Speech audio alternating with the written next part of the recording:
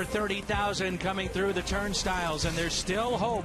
The Cardinals, 9 games left, 2.5 out in the wild card. The Mets make their way to St. Louis. Albert Pujols is in the lineup tonight, and these fans are fired up, sensing a late season run.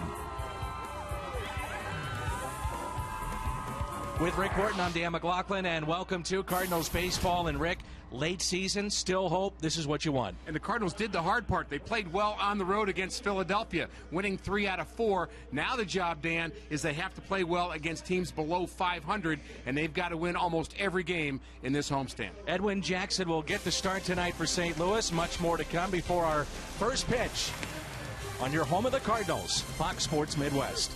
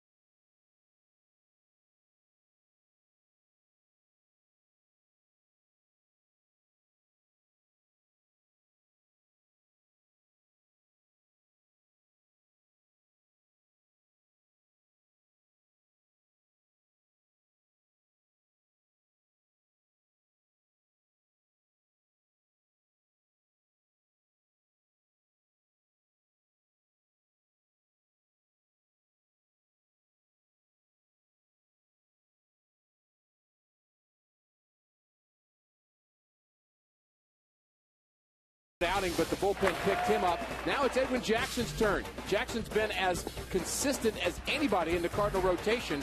He beat the Pirates his last outing, and he's going for win number 13. More from Busch Stadium after this.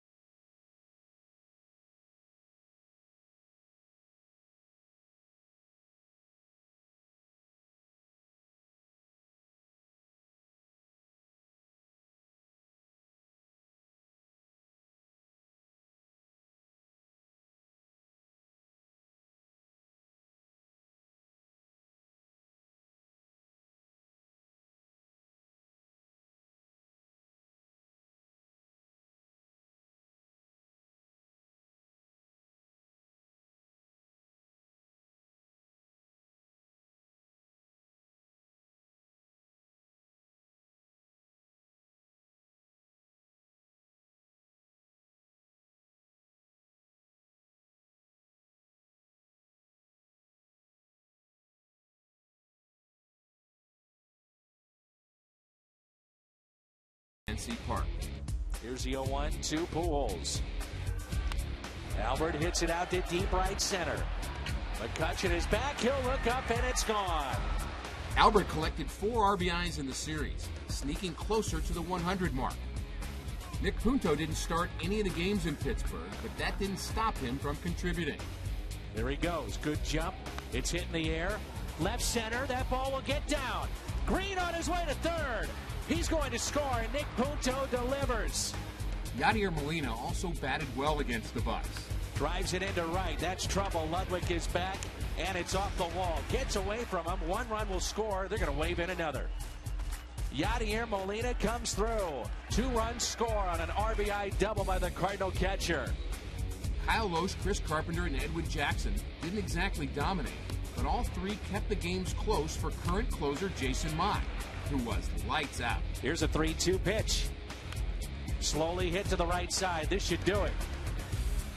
Cardinals take 2 of 3 and they win it. They hold on 3-2 in the save for Jason Mott.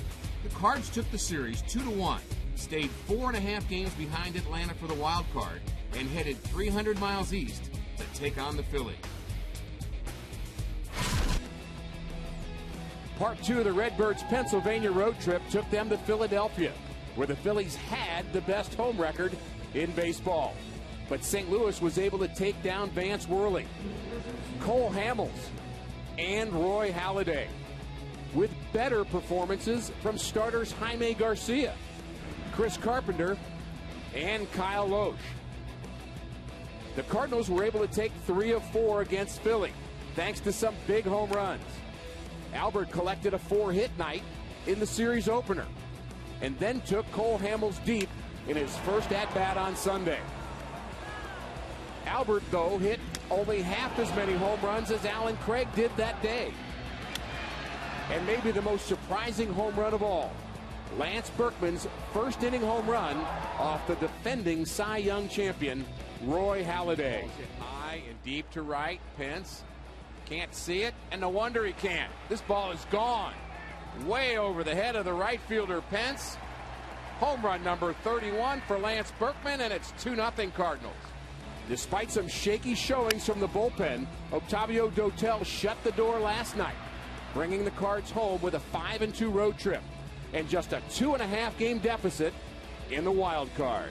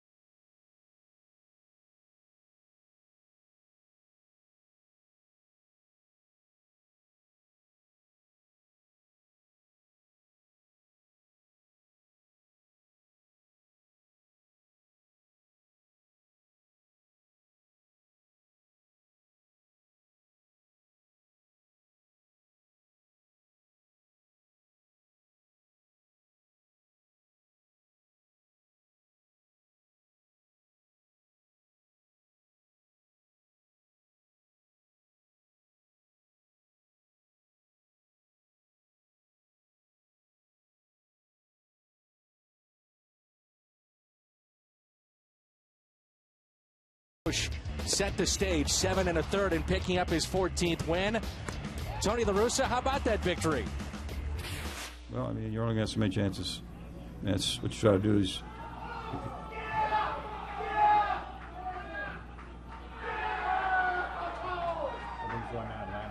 Huh? No.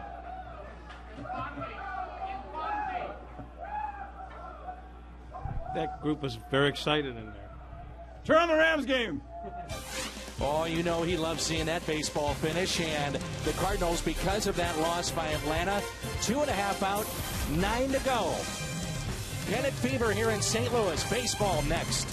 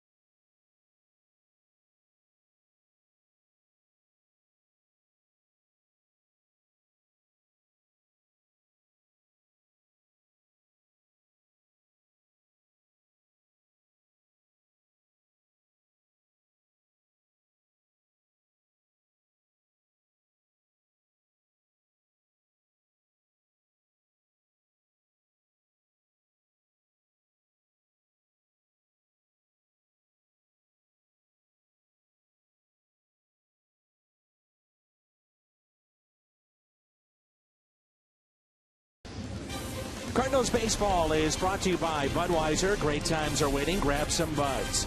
By Chevy. See your Mid-America Chevy dealers. By Dobbs Tire and Auto Centers. #1 in quality tires and expert auto service. And by Steak and Shake. Life needs flavor. Let's check in with the Atlanta Braves down in Florida and what's happened so far. This is Alex Gonzalez with a solo home run to put the Braves on top early on. And the former Astro Michael Bourne, he would help the cause as well, slapping one to the other side, an RBI double. And Martin Prado, we know what kind of hitter he can be, and he strikes early for the Atlanta Braves as well. Infield drawn in and a base hit into center field. So as we speak right now, it is a 3-run lead for the Atlanta Braves. Busch Stadium is the scene, and a gorgeous night for baseball, along with Rick Horton and Jim Hayes. I'm Dan McLaughlin.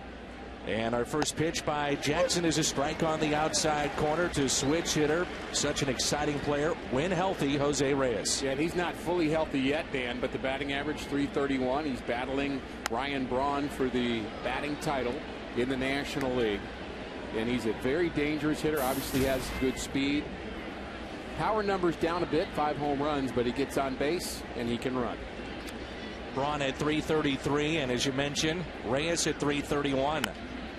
Slowly hit up the line, and a foul ball touched by Jackson. Let's take a look at Mr. Collins, his lineup. Jose Reyes, Angel Pagan, and David Wright. Lucas Duda, Willie Harris, Nick Evans. You really like this catcher. And Tejada and Pelfrey. By the way, here's a scouting report for Edwin Jackson. Josh Tolley, actually a local player as well. Jackson been consistent since he's come over to St. Louis. He's never faced the Mets. Plus fastball and a plus slider. And if he can get it together, he can go through a lineup. Off the glove of Furcal and a leadoff base hit.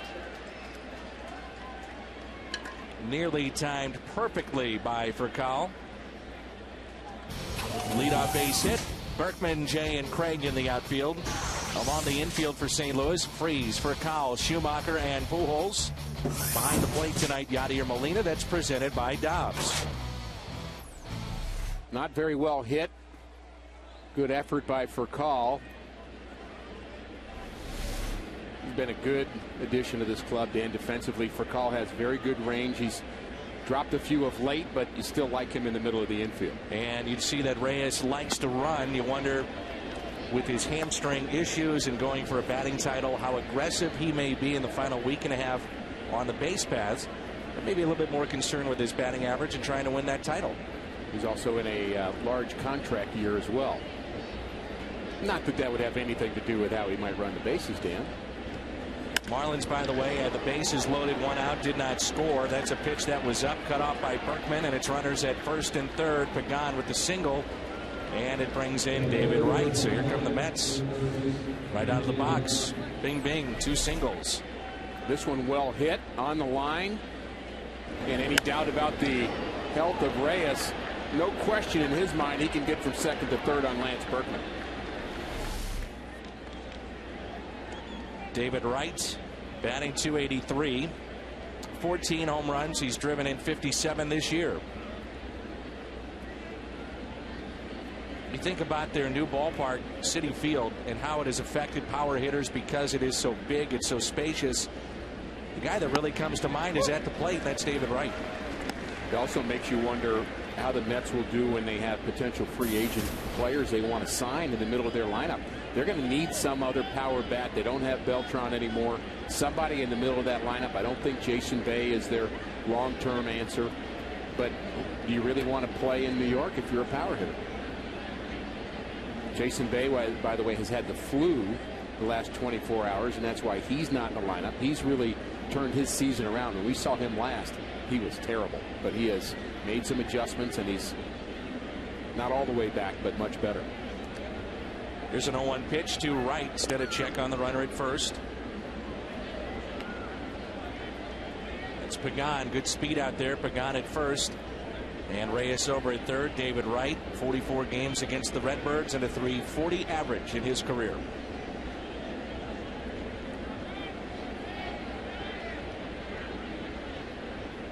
Pagan is leaning towards second, not running. The pitch is hit out of play. Nothing in 2. Saw Kyle Loesch last night against the Phillies. What a job he did. 7 1/3. His longest outing since June 22nd. That was also against the Phillies.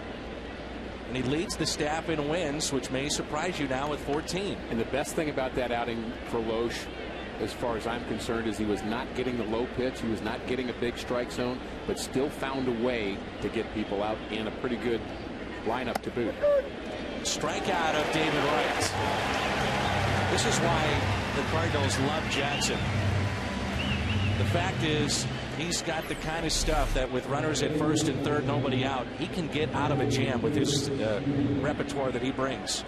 Short slider there, must have fooled David Wright, looking for the fastball and didn't adjust very well. David Wright, one of the best third basemen in this game, and when he's right, he's very, very good, but he does have some holes in his strike zone, and the Cardinals found one. Back-to-back lefties in the middle of this lineup. Duda here, and then Harris on deck.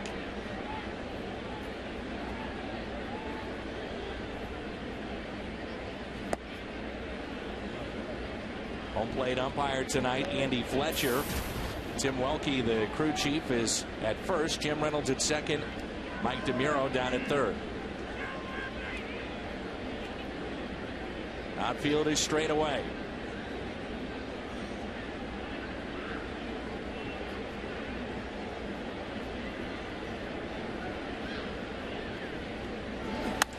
A little flare and a fair ball base hit down into the corner. Pagan racing to third. He'll be held up there. It's a double for Duda as he fought it off, and it's 1-0 Mets.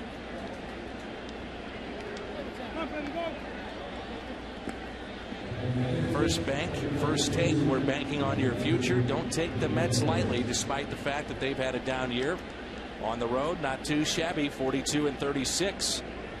just a shade behind St. Louis. And partly because it hit well on the road. They're second in the National League in batting average, and we've talked about how the Cardinals have been first for so long at 271, but the Mets are number 2.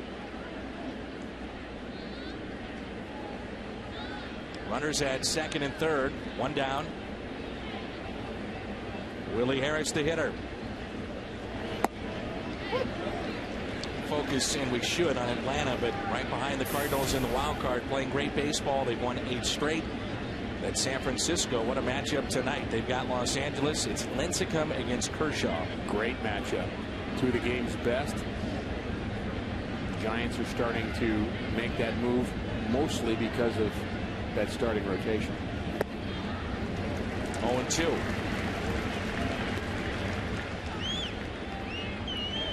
All in all, Edwin Jackson has been very good for the Cardinals since his acquisition. The exception of one bad start, and that was when he really took one for the team in Milwaukee. That one was hard to watch, wasn't it? It was. Tony said he needed him to get some innings, and he did. For Kyle, charging at short, and time is called. We haven't seen him do that in this at bat. I'm not sure I've ever seen a hitter call timeout after one of the infielder charges too, but certainly they are allowed to do that.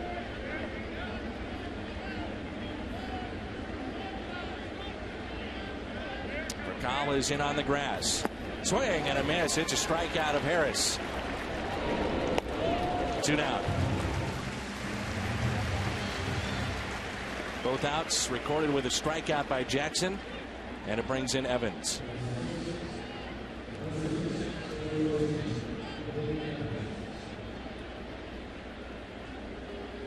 Rick, you were in Philly last night. How about that clubhouse, the eruption after seeing the walk-off winner defeating the Atlanta Braves? That was fun. It was just amazing. Players will talk about, they're not really scoreboard watching. They say they do, but they're not really worried about it. But they know, and they understand the importance of what's going on with the Atlanta Braves every single day. And the deal is you got to take care of your business first. A liner that's caught by Alan Craig. Could have been much worse. The Mets pick up a run. The Cardinals coming up in their half of the first.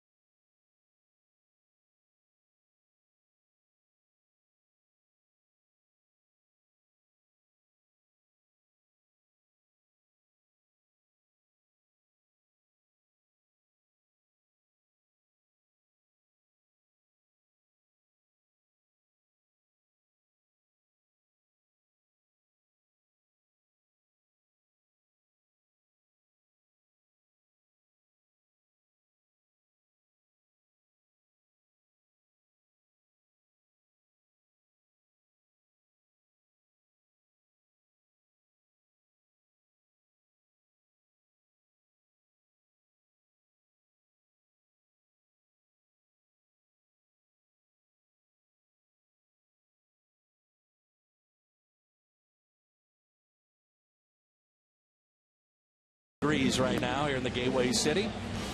Let's take a look at the Cardinals lineup for Kyle, Craig, and Pujols in the first. Then Berkman, Freese, and Jay, Molina, Schumacher, and Jackson. Scouting report on Mike Pelfrey. 7-12. He has a mid-90s fastball. Below average off-speed pitch. He has a little breaking pitch, a little split, but nothing very exciting, and he doesn't finish hitters very well. He has the good fastball, but can't finish them off, so he throws a lot of pitches. Doesn't really have an out pitch. But you look at the fastball and you think this pitcher perhaps should be a little bit better. First 3-hit game last night for Kyle as a Cardinal. 11th multi-hit game as a Redbird. And since August 24th, he's hitting above 300. And in that time, the Cardinals have gone 17-7. He means so much to this defense. But then you really overlook what he means as a table setter for the big hitters in this lineup. First two guys have to get on base. Sometimes it's for Colin Jay. Tonight it's for Call and Alan Craig. But the offense really can't get moving if they're not doing their job. Chopper to second, and Furcal is retired. The high throw to first, but put away for the first out. Defense for the Mets tonight: Harris, Pagan, and Duda. Wright, Reyes, Tejada, and Evans along the infield. Tolle is behind the plate. Mike Pelfrey on the mound. A 27-year-old out of Ohio. First round, 9th overall pick back in 05. Matt Holliday still out. May not see him the rest of the way. Boy, that'd be a shame. Jim Hayes talked in the pregame about how the Cardinals are saying probably not for this series and then not really committing after that. There have been some promising signs the last couple of days, but it's one of those things you don't really know till you get out there and test it. And so it's kind of a catch-22. You don't want to test it because you don't want to hurt it more. So a lot of injuries are like that for players. He's not obviously in pain just standing there, but to try to do that violent swing that we see from Matt Holliday, we may not see him again. The 2-0 is hit to short. Reyes plays that flare, slings it over to first, and there's 2 away. Let's take a look at our keys to the game, which is presented by Toyota. Pelfrey on the road, 4-8, high ERA, 94 innings, 114 hits he's allowed. Let's see if that continues tonight. Yeah, the hit's a big deal there. That stands out. At home, actually less than a hit per innings pitched, but on the road, not so good. In fact, the Mets starters, even though they win on the road, the Mets starters don't fare very well on the road. So that tells me it's offense that gets those wins for them. Here's Pujols, who's hitting .299. You're thinking about batting average. Do you round up? In the game of baseball, you do not. You're either at .299 or you're at 300. There is no in between. I just heard that for the first time, and I'm not convinced that's right. I mean, you saying it, I'm not doubting you, but that's coming from some Cardinal writers, and I have never heard that before. John Jay didn't hit 300 last year, though. Yeah, I didn't hear them say that. I've heard folks at Major League Baseball describe that, but I was taken back by it too, and so much of the focus, a national perspective in many ways, Rick, as you all know, is watching Pujols continue to make history. So it's talked about a lot. 30-plus home runs, 100-plus RBIs, and a 300 or better average. You look at John Jay's numbers last year, and he is listed officially as having hit 300, though he did not hit 300. His average was 299 something. And so I'm not sure whether that's a new rule or whether somebody just decided that to be true. Here's a 2-2.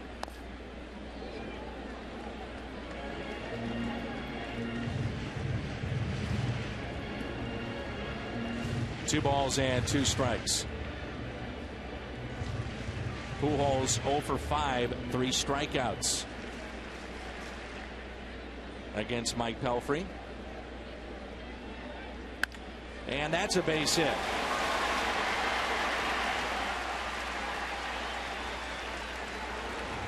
Two-out hit for Pujols, and it brings in the switch hitting Lance Berkman.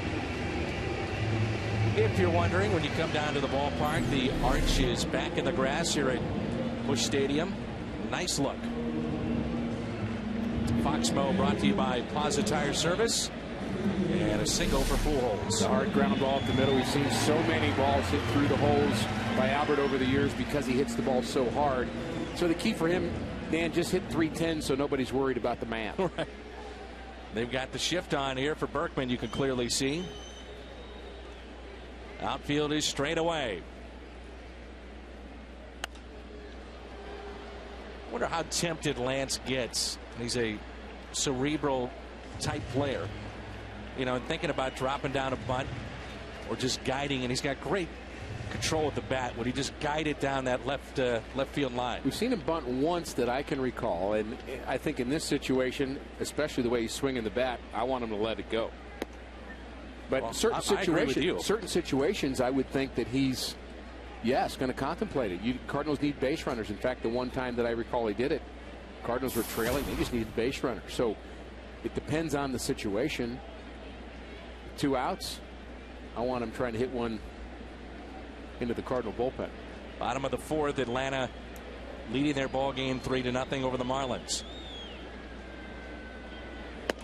And with this shift, you've got the second baseman, Tejada. Good 5-10 feet on the outfield grass and right. Reyes on the outfield grass behind second base. Be interested to watch the outfield play of Pregame in this series. I'm told that even though he was playing like a Gold Glover last year, he's playing like the worst center fielder in baseball this year. So he's really struggled with the glove, and numerous errors, numerous misplays, not judging the ball well, and all of a sudden maybe he's had a little bit of a crisis of confidence about being an outfielder. Great numbers for Berkman, 5 for 10, pair of home runs against this right-hander. The 2-2 pitch on its way. Berkman pops it up. Long way to go for David Wright. It's up to the catcher, and he makes the play. Tolley with the catch. Illinois product. And with that shift on, very tough for David Wright to get there, so it was all Josh Tolley. Oh, just came up with it. Cardinals strand a runner.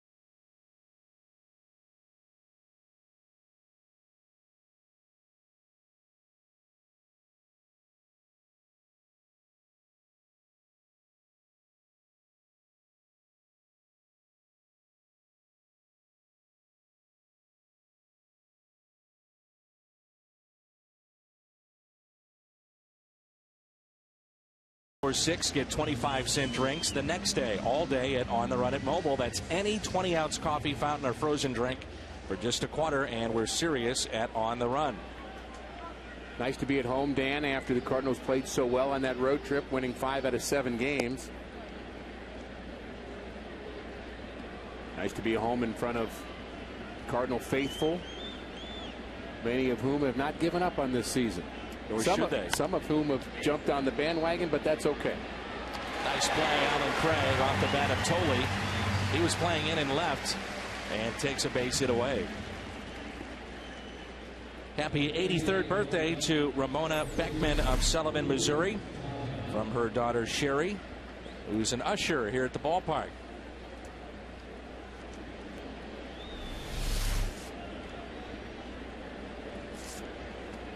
Let's see if Jackson can settle in here in the second inning after a shaky first, which could have been a lot worse. 1-0 feels like a victory. Maybe especially if he settles down. And we've seen Jackson do that in a number of his games. Dan, he might give up a run here or there, but he can kind of settle into a groove. He has the arsenal to be able to do that kind of once he gets going, and certainly it's what teams like in Edwin Jackson, why he got to the big leagues so young, why teams keep trading for him, because they see that top flight ability. 0-2-0 pitch to Tejada. Fly ball into right field. Backing up a bit, Berkman.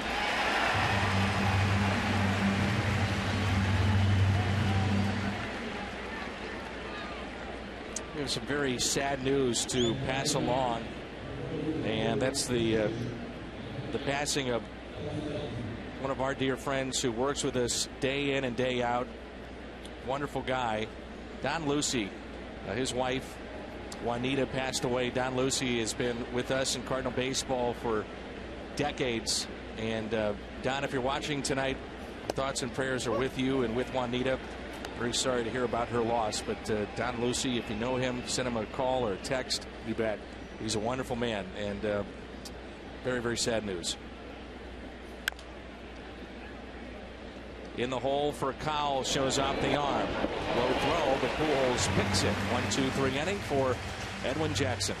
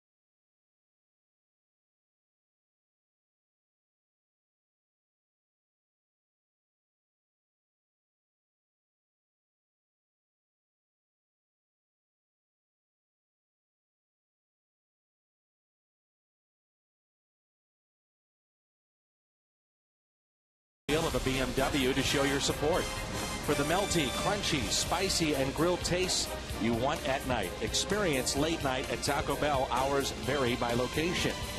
And everybody on HP.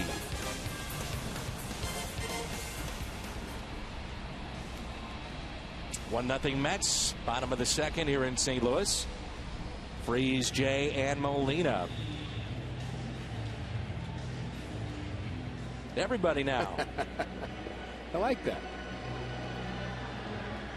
I think Al was doing the game with me. Matter of fact, I'm positive he was. Last homestand, and you may remember this, Rick, because you were on the post game, and I'm sure you were watching because you never miss a minute. Not a minute. Reyes gets the chopper off the bat of Freeze, but you remember the kid that was asleep? Yes. And slept through the entire game? I do remember that. It was set up with our executive producer today, Kevin Landy. They said, I've got this family. He said, was there a kid that was asleep? I said, yeah, he slept the entire game. They said the family wanted to prove to me that he doesn't just sleep, that he's. And it was his uncle that caught the home run ball. So they were up in the booth earlier tonight and had a chance to meet him. And trust me, he was quite awake at that point. But he missed a good game. He missed a heck of a game. And a home run. I'll have to take his uncle's word for it. Swing and a miss by Jay. Pelfrey took something off it.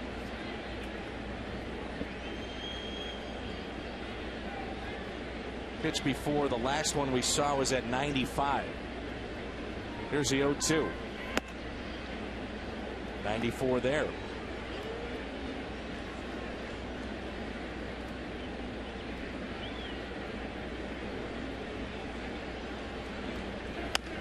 Ground ball to the right side. Pelfrey is there. 2 outs. What they said about Pelfrey when he got to the big leagues, he was more of a 92 to 93 mile an hour sinker ball pitcher. And he actually at the big league level kind of got this sense that maybe he needs to throw a little bit harder. So now he's throwing harder, but it's straighter. And so usually it goes the other way around. You throw hard and then you learn how to sink it.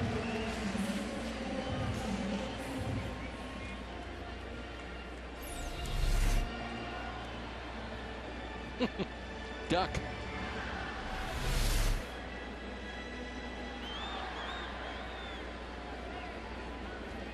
Two outs in. Here's Yadier Molina.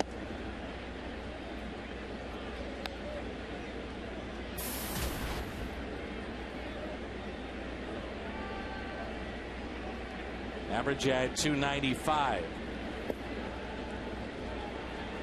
2 balls, no strikes. They're in the bottom of the 5th now, and Atlanta leads 3-0.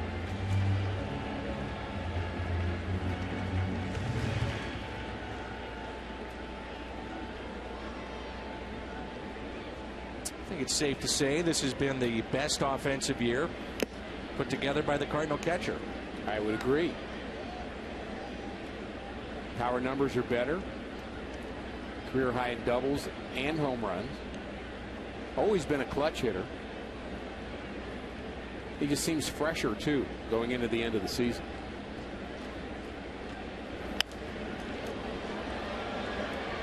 Two and two. Laird was in the lineup last night and has given the Cardinals a little cushion this year behind the plate as far as giving Yadi some days off. Tony thought it was the perfect day to give Laird a start. Number one, it was against Halladay, and I think he thought maybe that game would be tough to win, even though Loesch outpitched Halladay. But late flight into St. Louis, then get right back at it today. Give Yadi that one day off. He hadn't been out since the 4th of September, so let him play the rest of the games here on out. Full count on Molina. 2 down, nobody on. Schumacher on deck. Molina with a flare into right field, and it's down. It's a base hit. Molina will stop at first base as Pecan fires a strike back into the infield. And it's a base hit for Yadi and extends the inning to Schumacher. Great effort out there in right field by Duda. He's really more of a first baseman than he is a right fielder. But I did like the effort there. He could have kind of waited back and just kind of not given it a shot, but dives for it.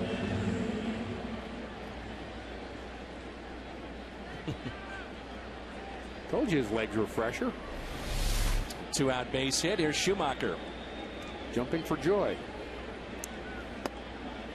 Molina with a huge secondary lead, and I think if he would have taken off, you and I could have stolen that base. I mean, he was way off the bag at first base, and it looked like Pelfrey wasn't even paying attention to him, and now David Wright calls Pelfrey over just a second ago and says, hey, pay attention to Molina.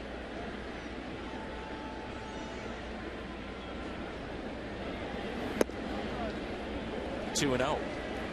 Pitcher Edwin Jackson on deck. Skip at 287, pair of home runs. He's driven in 33.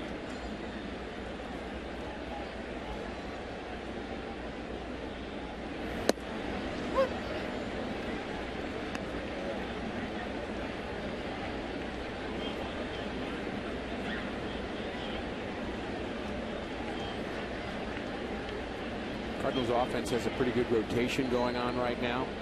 Schumacher getting most of the starts, but Punto getting some, Descalzo getting some. And I think there's a comfort level, at least from the point of view of a Cardinal fan, to say, you know, there's a lot of guys swing the bat pretty well. So I don't mind when Punto plays. I don't mind when Descalzo plays.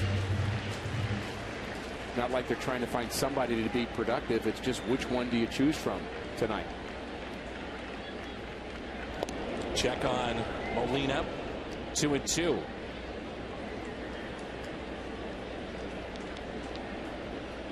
When healthy, Nick Punto is produced, but the big key is staying healthy with him.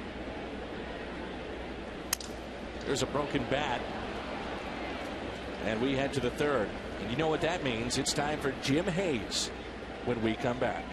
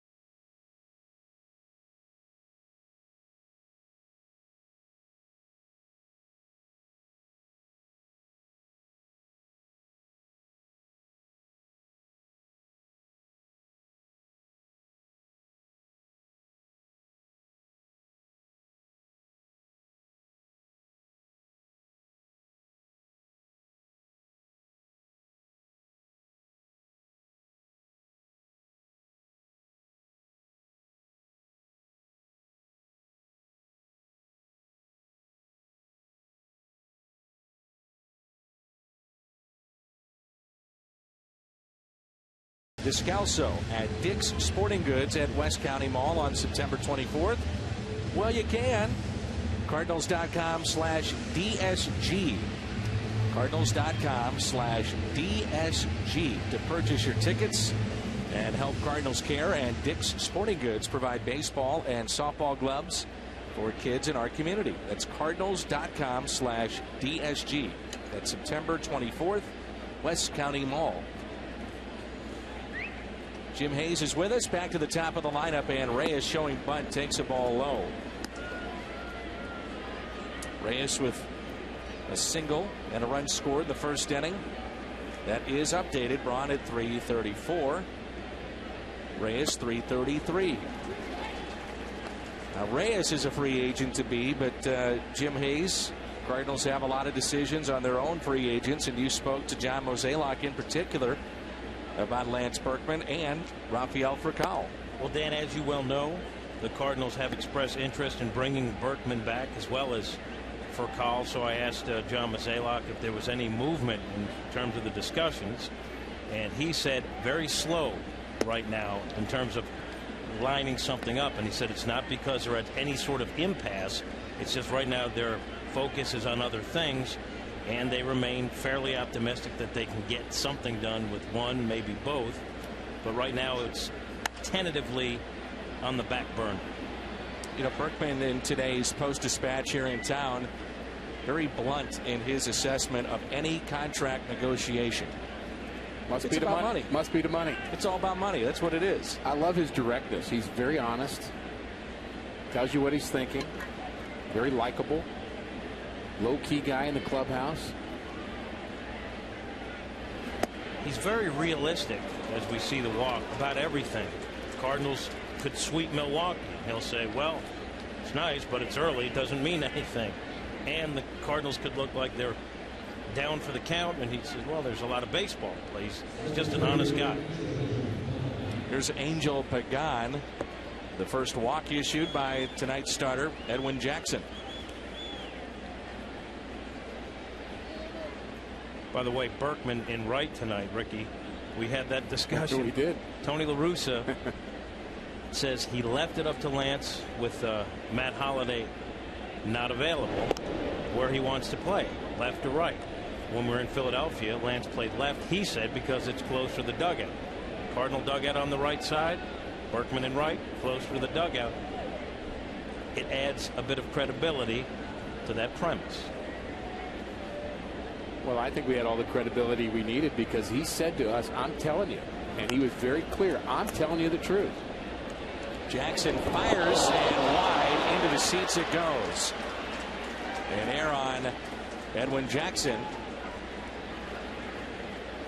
Runners at second and third, and nobody out. Nice bunt. He tries to hurry.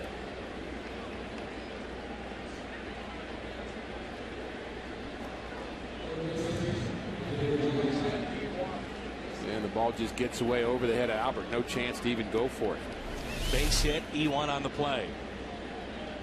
By the way, Jackson, since that throw, has been shaking his hand. Keep an eye on that. Make sure he's all right.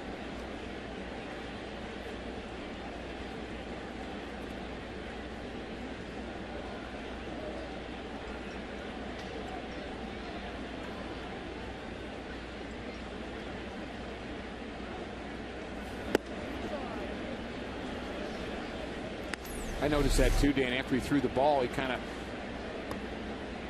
moved his fingers around a little bit, like he might have maybe strained something with that sidearm throw, but it didn't seem like he had any problem with that first pitch to David Wright.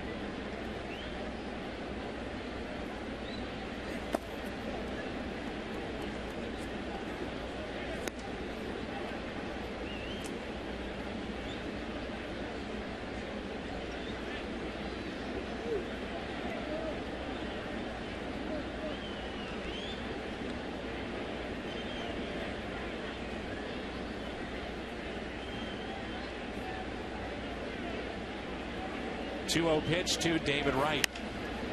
Ground ball to short for Kyle. Thought about getting that runner at second. He may have had Reyes at the plate. Run scores to make it 2-0. Cardinals in a jam here. How about the Florida Marlins, the Atlanta Braves? Let's take a look. First and second, 2 outs, and the Braves get out of that jam. I think Furcal may have had a chance not only at Reyes at the plate, but also Angel Pagan, who came off the base at second. So a little indecision there. Choice 1 to go home. Choice 2 to maybe try to tag Pagan. Here's the ground ball. Charges it like he's going to go home. He knows Reyes runs well, so it's going to be bang, bang at the plate. But he also has a chance to get Pagan, who actually stops. And probably a little toss to Schumacher would have gotten that lead runner.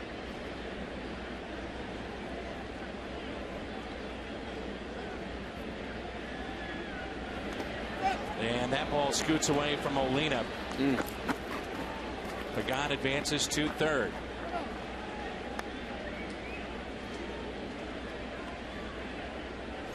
Right now, a little sloppy early on in this ball game.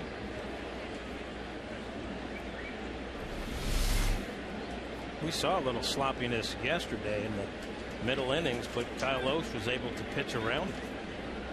He was outstanding at doing that. That's not easy to do when the defense starts to fall apart behind you. We've seen kind of Loesch get rattled before from time to time in his career, but we certainly didn't see that out of him yesterday. And we also talked about how the strike zone was very small for him, and he just adjusted. 2 balls, no strikes on Lucas Duda. Doubled back in the first inning.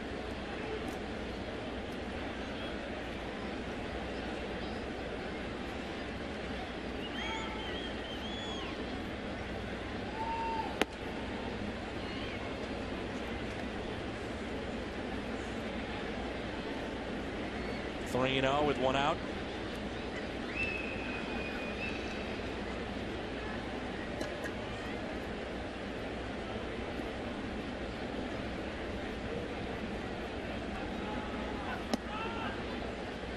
And that's a walk.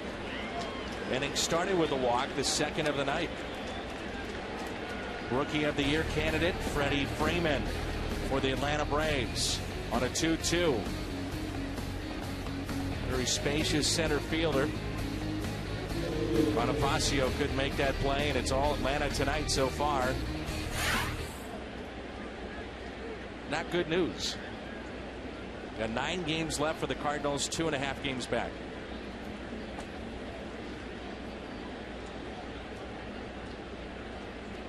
Runners at first and third, and here is Willie Harris. Jackson needs a double play. Trying to think of the appropriate number, Jim, and Dan both, of how many games the Cardinals need to win in the next 9 to be realistically in this. You'd almost have to say 7 out of 9 at least. You guys agree, or is it a different number? Also, 2 losses, that's it. Yeah. And you're also hoping that Atlanta, after losing in walk-off fashion and not playing well, sputtering, continues to be on tilt a little bit. Right.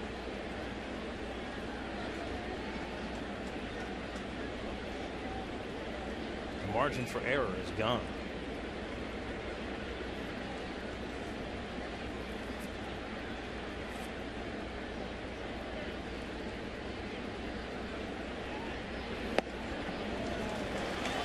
Two and 1.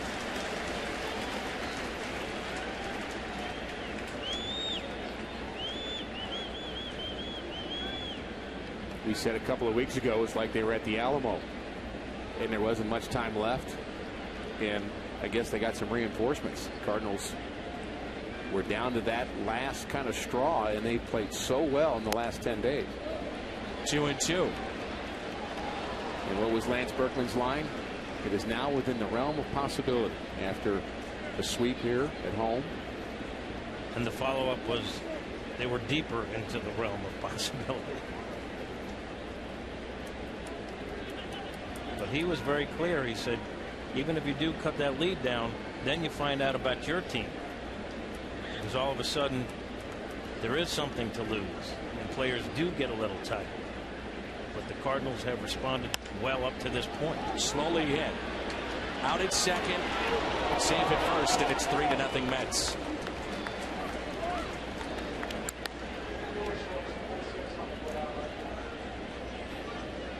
What's left for the wild card contenders? You have to throw San Francisco in that group now, just a little bit back of St. Louis. Mets, Cubs at Houston. The Braves at Florida. You'll see Steven Strasburg over the weekend, and Charlie Manuel telling you guys that he will play it out, those 3 games that he has with Atlanta. Going to play the A squad, and that's good. The Giants have a chance to play Arizona 3 games. That's good for them. But I think the tougher schedule is the Atlanta Braves schedule. St. Louis 2.5 out. San Francisco 3.5. And again, the great matchup tonight. Lincecum and Kershaw. Kershaw could win the Cy Young Award this season. Lincecum has already won it twice.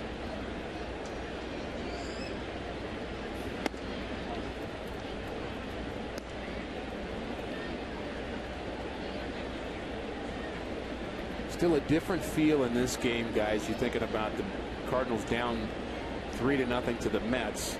If they'd have been down 3-0 in the 3rd inning to the Philadelphia Phillies, it would have seemed like ball game over. But the Mets do not have a very good bullpen. Plenty of game left tonight. Line drive into right center. Off the bat of Nick Evans. And it's runners at the corners.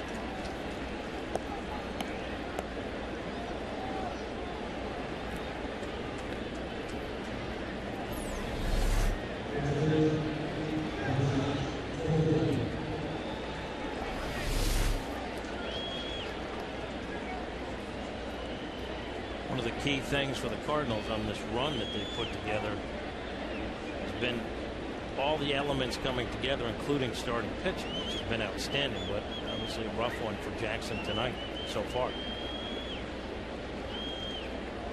Runners at first and third. Josh Tolley with 2 outs.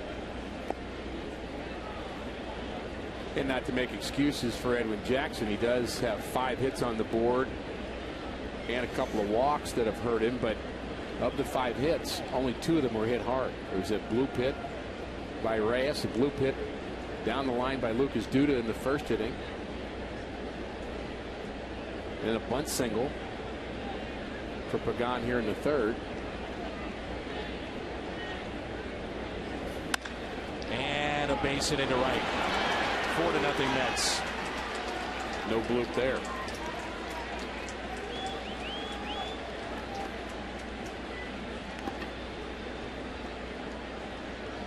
This situation down to 9 games. Rick, you can't sit around and wait. If he's not sharp, you got to go to your bullpen. Here comes Derek Lilliquist to talk with Edwin Jackson. It's interesting. You think about the Cardinals bullpen. There are plenty of bodies out there, but there are not a lot of bodies they're using right now. Eduardo Sanchez has yet to see action. Tony said earlier this week he'd be okay with Sanchez not even getting in a game the rest of the way. He'd look for the right opportunity to use him. Cardinals really don't want to throw Michael Clado into a huge assignment as a rookie, as a young pitcher. Same with Brandon Dixon. So that's 3 guys that you're hesitant to use. Mitchell Boggs has been inconsistent. So that's 4 guys that are really not going to pitch in a close game. And that makes the bullpen a little bit thinner than you might think. Tony also said he would like to avoid using Salas and Zipchinski tonight, but he said there's a chance to win the game. We will use anyone that we have available. Here's Ruben Tejada with runners at first and second.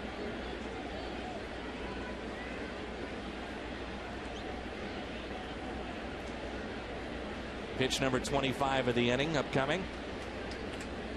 I wonder if he'll go back to that sinker and try to just pound it. That's been a very good pitch for Jackson since he's come over to St. Louis. Swing and a miss, 1 ball, 1 strike.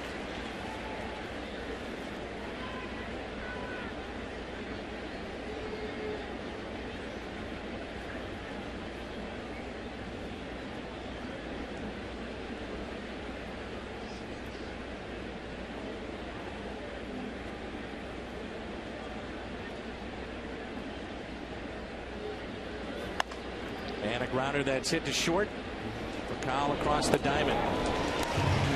Mets already with 6 base hits, and they lead it 4-0.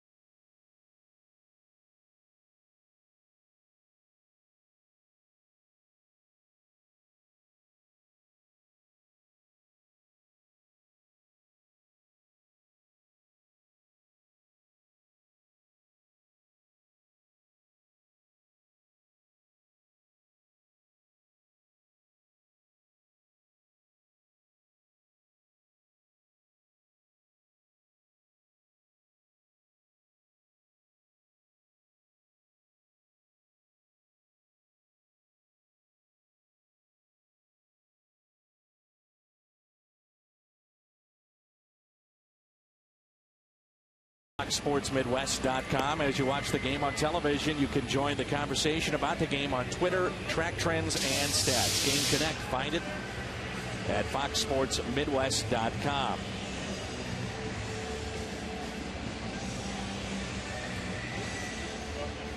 Cardinals trailing by 4 runs.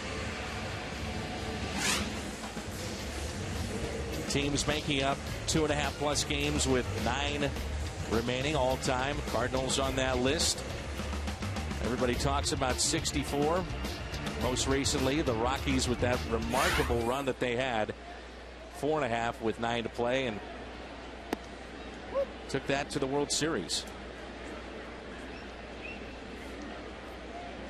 Lance Berkman would have been on that Astros team in 2004 that did that.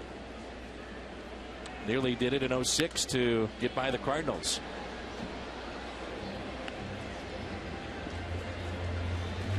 Edwin Jackson here then for Kyle and Craig, and Talk about Alan Craig. Jim comes up with the best insight in the business. There's a broken bat that Wright will cut off and save with Jackson hustling down the line. I dug this out for you because I figured this was right up your alley. Alan Craig has a 5-year-old tortoise. You take another look at that play. Doesn't have a name for it, so he just called him Torty. Anyway, his teammates found out about this tortoise, and one day this year, Alan Craig was coming up in a key situation. They started yelling, "Do it for Torty," and he came through. And since then, when the team is, according to his teammates, whenever they yell, "Do it for Torty," he does something great, inspired by the 5-year-old tortoise. That's for you, Dan. And where does he keep this tortoise? Do you happen to know that? Yeah, his apartment. Travels with him? Nope. His girlfriend watches it. Oh, he has a tortoise sitter? And then there's someone else that watches it when he's not there. The point is, there's actually someone yelling, "Do it for Torty."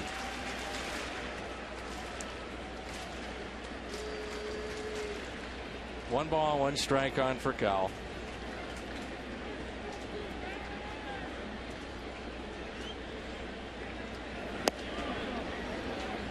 You may have hit an all-time low on that one.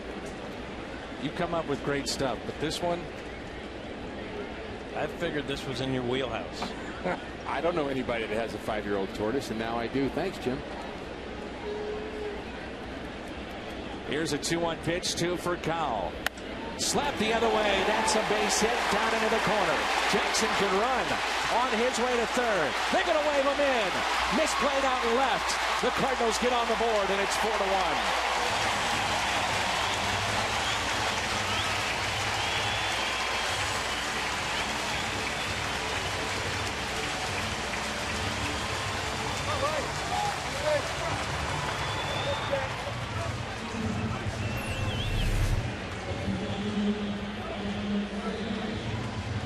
Misplayed and left. You'll see it right here.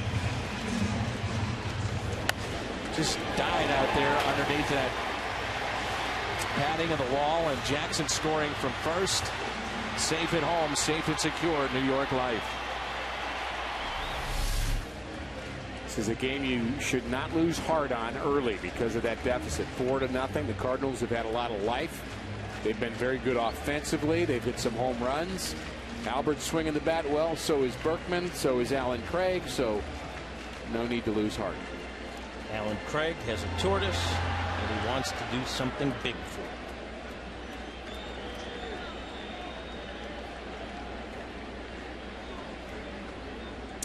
Runner at second is for Cowell. A single on the infield by Jackson, a double by for Cowell, and now it's Alan Craig. Pujols on deck.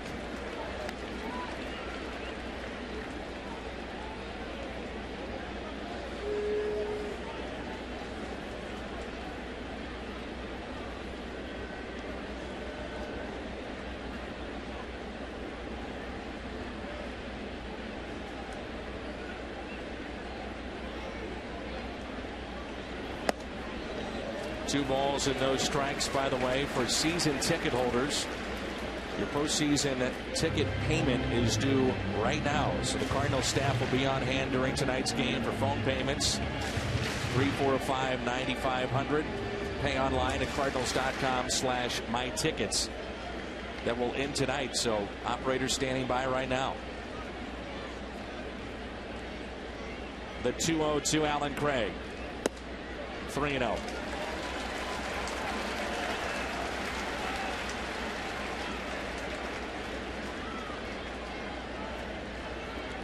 Albert closing in on 100 RBIs.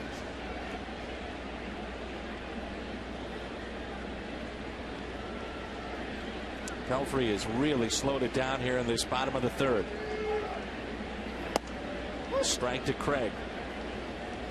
Commented to Ron Darling that Edwin Jackson works slowly. He's not seen him pitch before. And he said, wait till you see our guy with guys in scoring position. So That is his mode. Gets in trouble, he just really tries to take the air out of the ball. A 3-1.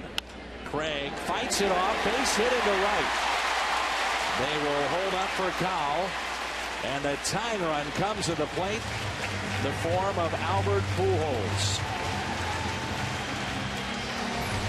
Fighting it off, perfect description.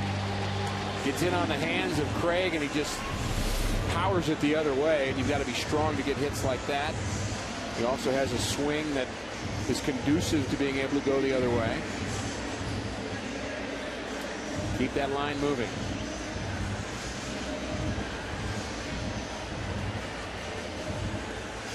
Pujols with a base hit, first time up.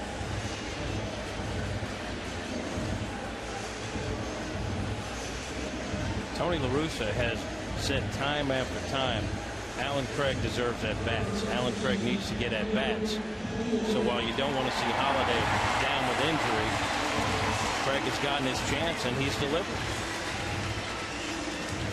Before he had the injured leg, they're trying every which way to get him in that lineup. And then even after that, when he came back, remember, he played second base. He played even center field, trying to get that bat in the lineup. Huge at bat, you get the feeling right here in this ball game. Down 4-1, nobody out, and Pujols with runners at first and third. The drama is not always in the ninth. Time is called. Pujols is hitting above 400 in the month of September. 4 home runs. He's driven in 16 this month. The first pitch to him. 4-1.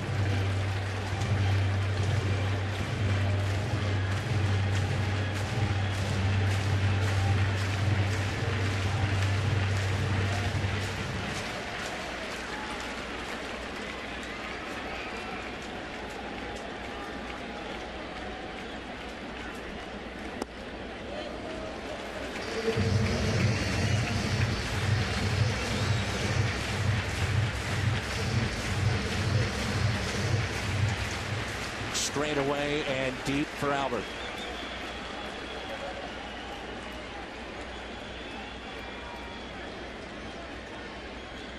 A 2-0 on the outside corner.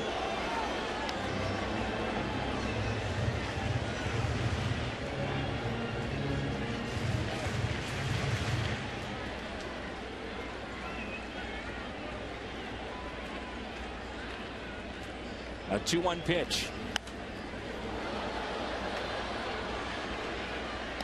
2-2.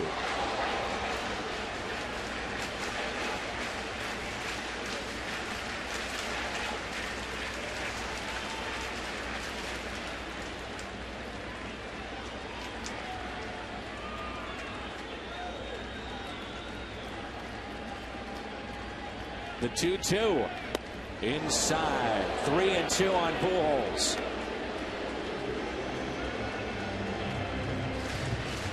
Berkman on deck. Albert has hit into a lot of double plays. That's no secret. Hard to strike out. Craig, decent speed, surprising speed at first. I would say he's running. A 3-2. There he goes. Grounded high to David Wright. Long throw. Nice pick at first as a run scores. That's for Cowell. And it's 4-2. Nearly got over the head of David Wright.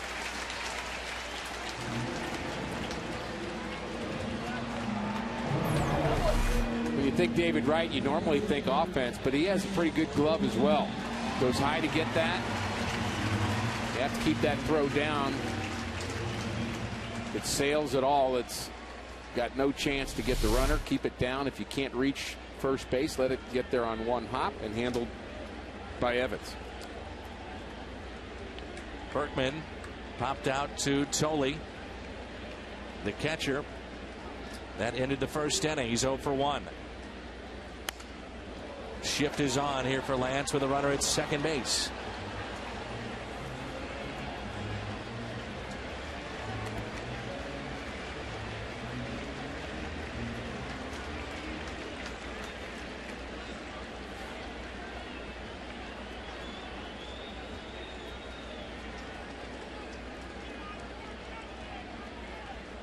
Off-speed pitch. Right, foul territory, and he makes the catch.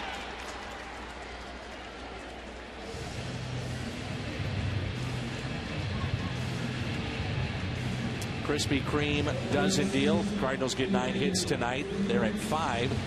You're invited into Krispy Kreme tomorrow. Receive a dozen of their original glazed donuts for only $2.99.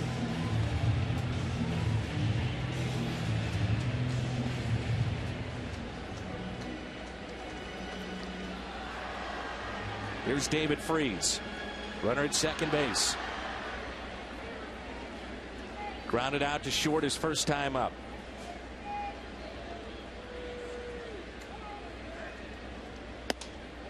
I'd like to see Freese get something going. Tony La Russa on the road trip saying that he felt Freese was pressing a little bit. Actually wanted to give him an extra day off. And he's so critical to this club too, especially with Holiday being out. The swing just has not been right. Goes to right. That'll pay off. Couple of hops to the wall. Craig scores. Freese in safely at second. RBI double, and it's 4-3.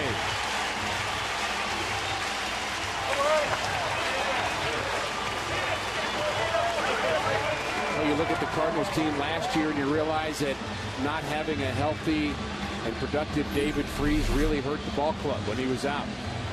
You need him to be productive, and he is here. He takes his pitch the other way, like Alan Craig. Very good at hitting the ball the other way hard. Hits it on the line for a double. Another 2-out hit for the Cardinals. How about one more? John Jay.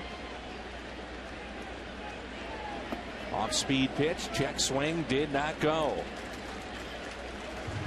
Jim, you've been in the clubhouse a lot with these guys. I'm not sure I've seen this team any looser than they've been in the last week or two. Would you agree with that? Yeah, I think they all adopted the attitude of nothing to lose. We're an outside shot. We have a chance. Let's see what we can do. 1 ball, 1 strike. But even when things were going south, you didn't sense that they were gloomy or they have been kind of even keel. And I would say they're always loose. Winning, losing. Hard to play this game tight. Broken bat hit to second. Big inning though for the Cardinals. They cut into the lead. Freese, the 2-out RBI double, and it's 4-3.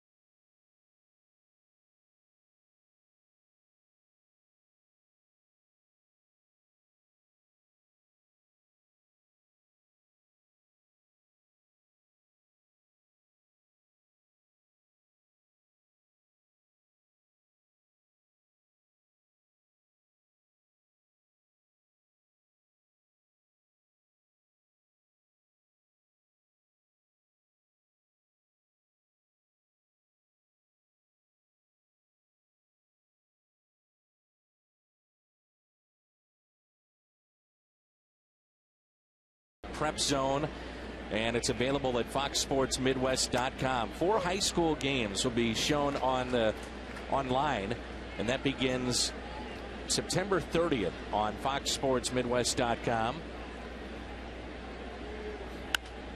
That's it out of play. For instance, Kirkwood at Parkway Central, O'Fallon at East St. Louis, Hillcrest at Waynesville, that's the #1 recruit, is out of there. Get Staley at Grandview, that's in Kansas City. And we will have the championship games for you. And a weekly show to go along with it, talking about high school football. And certainly it's that time of the year. Baseball season's not over. We love September baseball, but high school football always very, very popular in the state of Missouri. 1-2 pitch to Mike Pelfrey, and a swing and a miss. That's how we start the 4th inning of action here at Busch Stadium.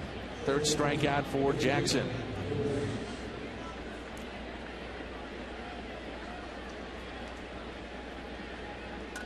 Be nice for him to settle down a bit, Dan. Maybe have a couple of 1, 2, 3 innings here in the middle of the game. Kind of settle into this 4-3 game. Maybe the Cardinals chip away a little bit more.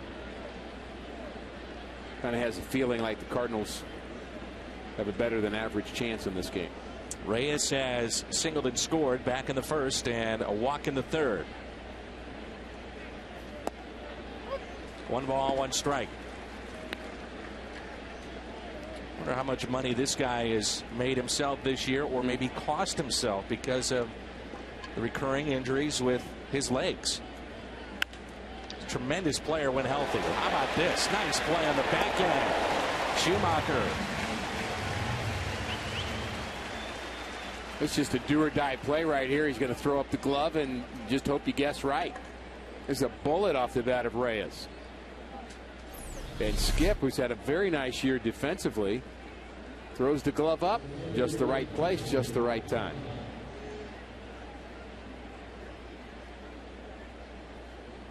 To the average novice viewer watching that, you'd say, oh, that's just luck. Well, there's a lot more to it than that. Although Skip would probably say he was fortunate that he caught that ball, but some of it is just the hand-eye coordination to get your glove in the proper position as quickly as possible, because he did not have very long to make an adjustment on that. He just had to throw it out there. Angel Pagan, 2 for 2, pair of singles and a run scored.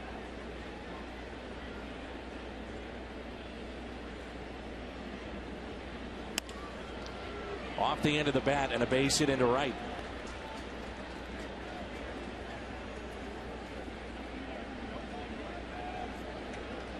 The Cardinals, Fox Sports, and the state of Missouri teaming up to help you to stop smoking. For more information, call the Quit line, 1-800-QUIT-NOW.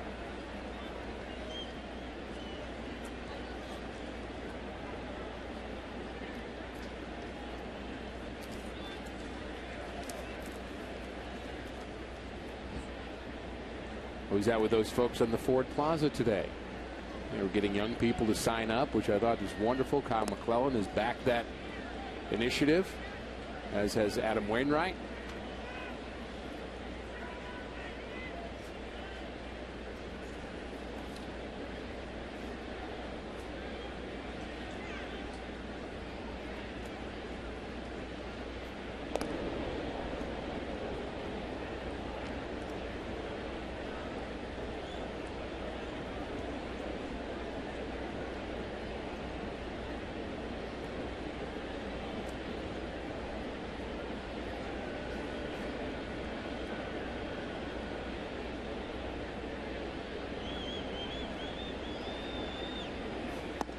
Right down the middle to David Wright. Remember, it was just about over a year ago that he was hit in the head. There's been a proponent of using different helmets in the game of baseball, some that have a little bit more padding than others.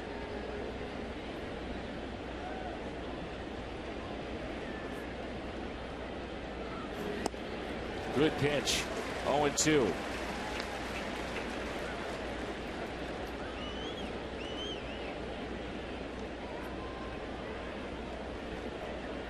Braves had the bases loaded. Nobody out. How did they fare? That's a tease, Rick. That is well done, Dan. Thank you. Thank you very much. That's a deep tease. Yes. To think long and hard about it. Right now they lead it 4-0. I wonder what happened. Well, they already had the 4 runs prior to the bases loaded. Right. So it's top of the 7th.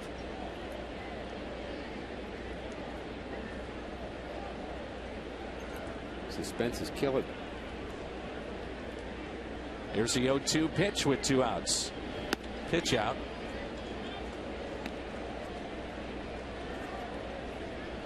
As a former pitcher, would that drive you nuts? 0-2 and a guy like David Wright, you give up basically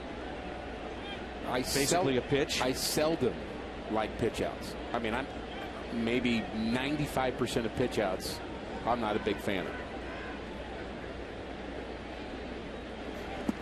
And nice block. And this would be one of the cases, Dan. You're absolutely right. You've got a chance to put away a hitter who's one of their top, if not their best hitter, and you have him 0-2, and now you're just saying, okay, I'm going to let you back into the count here by throwing the ball on purpose.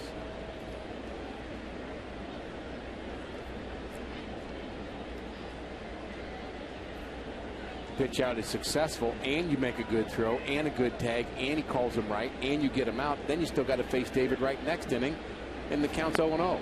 And that's up and in. Count runs full now. 3-2.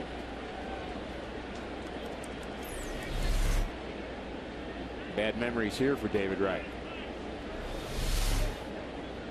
Human nature, you just would think it's still in the back of your mind a little bit. I'm sure Jeff Francoeur, who was hit a couple of years ago. Start the runner here from first. There he goes. The 3-2 is taken high. All right, here we go. Back down to Florida we go, and bases loaded for the Braves. 1 point, nobody out, and how about a double play? 6-4-3. Stays 4-0 Atlanta. Maybe a little momentum shift in that game. Certainly had one here.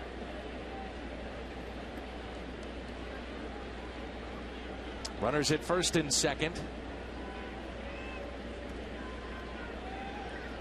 Duda has doubled and also walked.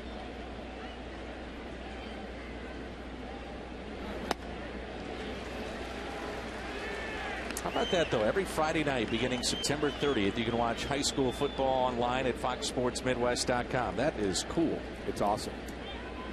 Some of the best matchups in the state.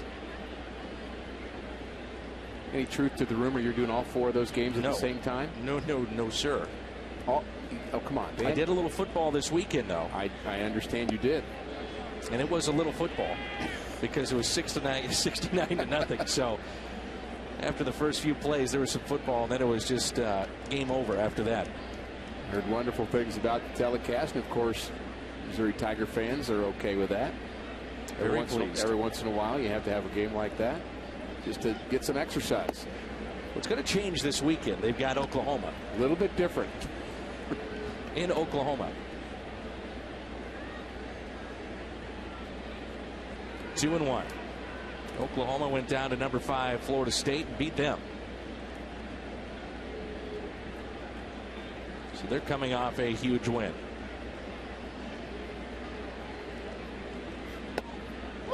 2-2.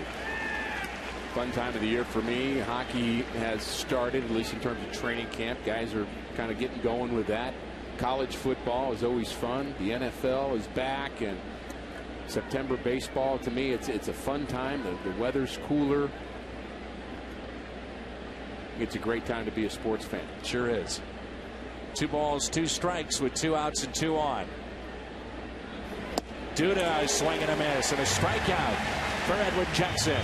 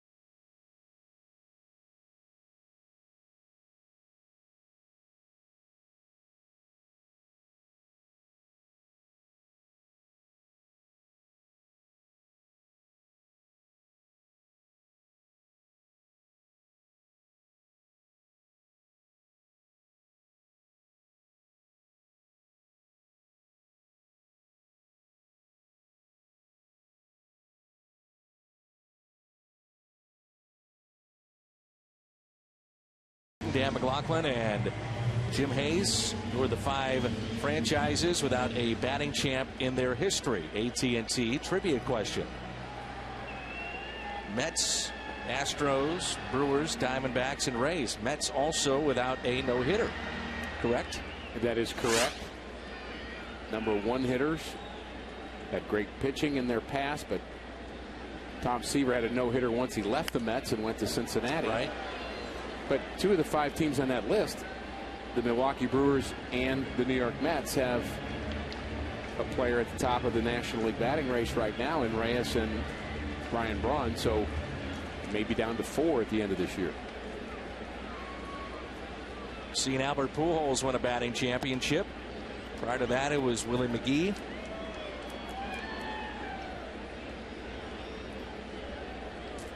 Yadier Molina has singled 1 for 1. There was some year that Willie had. Willie had incredible season. Slap to right, and that ball will get down over the wall, and it's a ground rule double.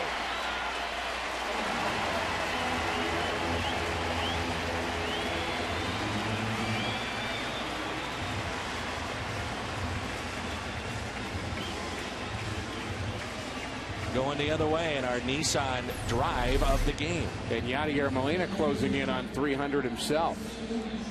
Cardinals have had a number of players above 290 closing in on 300. And Yadi with a 2-for-2 night is up to 298.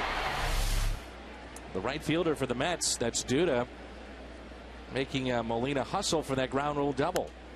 And here is Skip Schumacher. The wind is blowing in very slightly here at the ballpark tonight.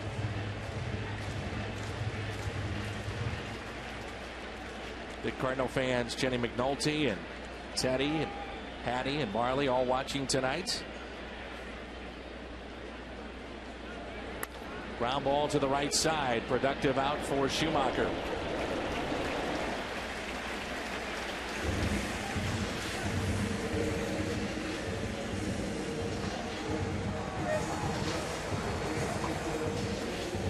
Interesting to watch this at bat here. We've seen some signs from Edwin Jackson that swings the bat pretty well. His batting average 259 coming in. He already has a base hit tonight. Mets will play the infield in, at least partially in. Reyes about halfway right now. Fox tracks this inning, brought to you by Missouri Lottery. 1 out and a runner at third for Jackson. Note says, Dan, when we watch baseball, McNulty's on Fox Sports Midwest. Teddy is all smiles. So glad that they're along with us tonight. Wonderful.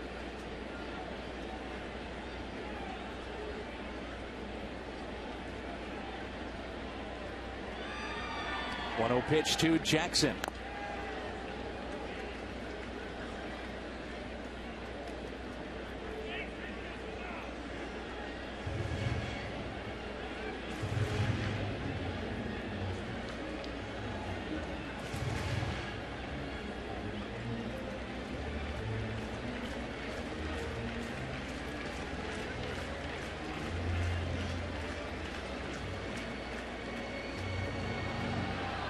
Infield is in. Big gap in left center for Jackson.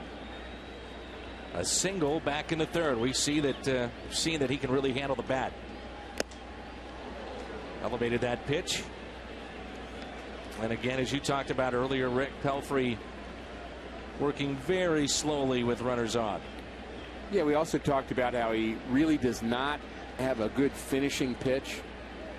Does throw hard, but really doesn't have that strikeout pitch. So maybe taking that time is trying to figure out what that might be.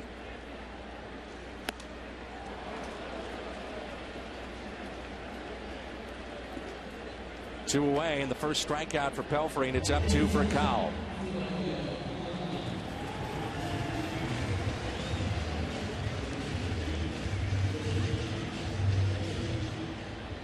Cowell is grounded out to second.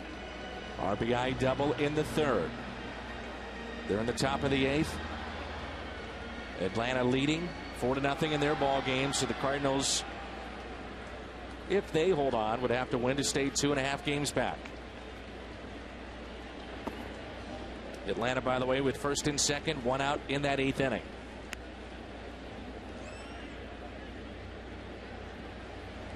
You'd have to think that Atlanta Braves bullpen, Dan, is maybe getting a little bit nervous. They have some very good numbers. They have some very good arms, but they have young players that have coughed it up a couple of times in the last week, and maybe they start to doubt a little bit. For Kyle with a high fly ball into right center. Leadoff double. And Molina left stranded. Harris, Evans, Tolley coming up.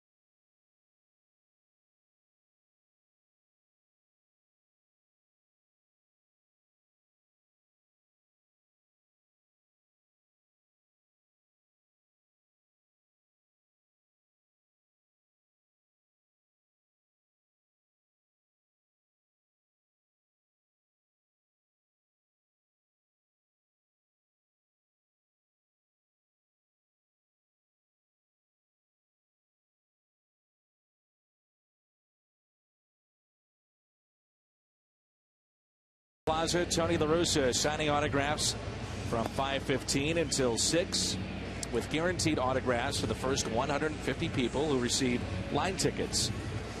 And if they have more time, he'll stay out there and autograph some more.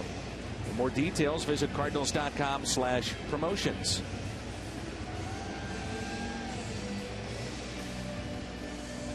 Nice letter from Donna Sellers and Lisa Foster. They were kind enough to grace us with their presence last year, and a nice note back to us. We appreciate that.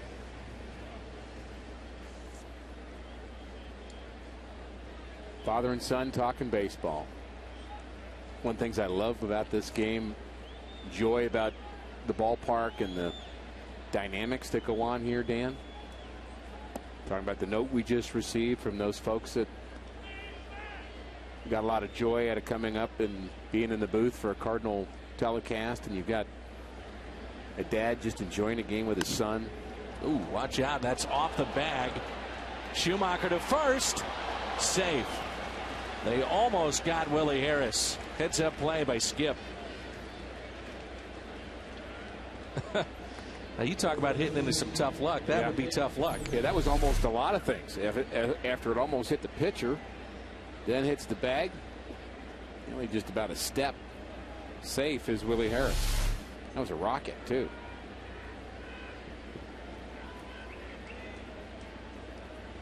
Here's Nick Evans with a runner at first. Singled back in the third and also flied out to left.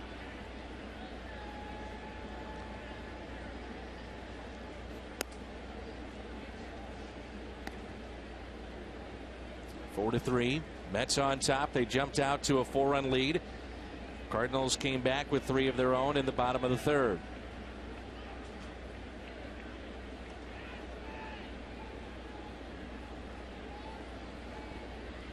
Outfield is straight away. Then the 1-0 pitch. Picked by Molina. His quick hands.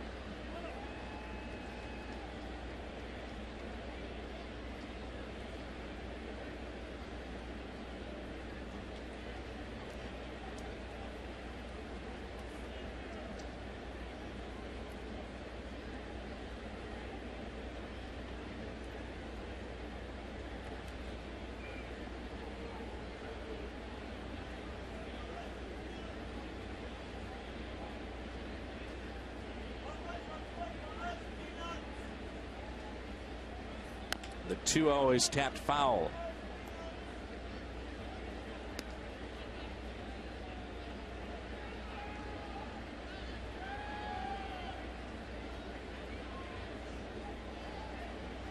Nice crowd on hand. $5 seats available for the ball game tomorrow.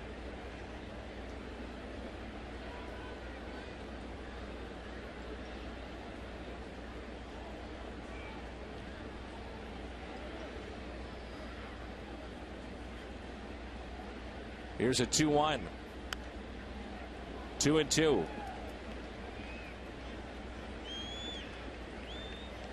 Jackson has not been particularly sharp tonight, but he's just trying to survive right now.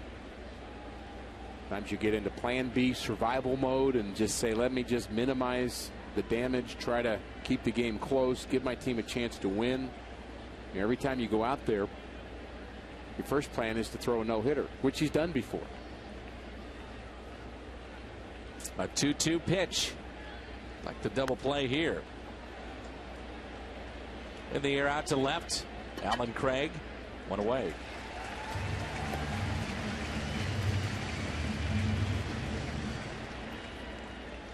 The no-hitter was close to what, 150 pitches that night. A lot of walks. Think about the pressure on the manager with a young guy out there, and you know history's being made. You've got your bullpen up. First sign of a base hit, he's out of that game, but it never came. Josh Tolley, 1 for 2.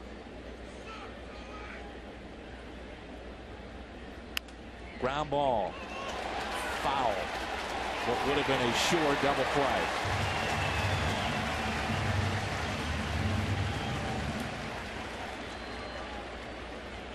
Cal McClellan up and throwing in the Cardinal bullpen. Tim Welke right on that. That ball is just foul.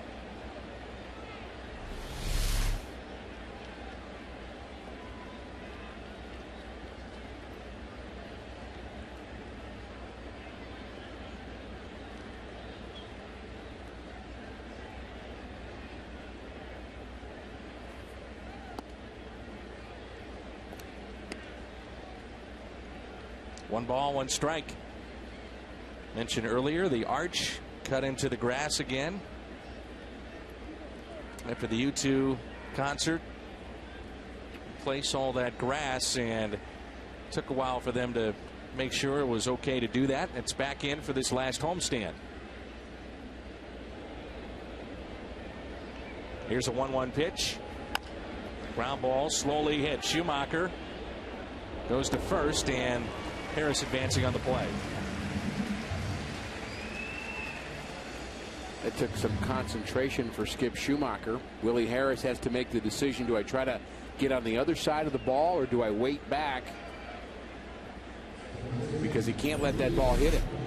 So he's trying to time it. He runs past the ball, jumps over top of it, and Skip Schumacher could not have seen that ball very well when he makes that play. Harris is right in front of him right now. Stays down and actually doesn't really catch the ball in the pocket of his glove. He got it on the heel.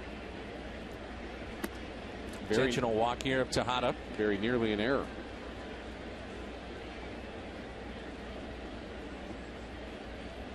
There'll be runners at first and second for Pelfrey coming into play tonight. Batting average of .096, and already tonight he is grounded out to short and struck out back in the fourth.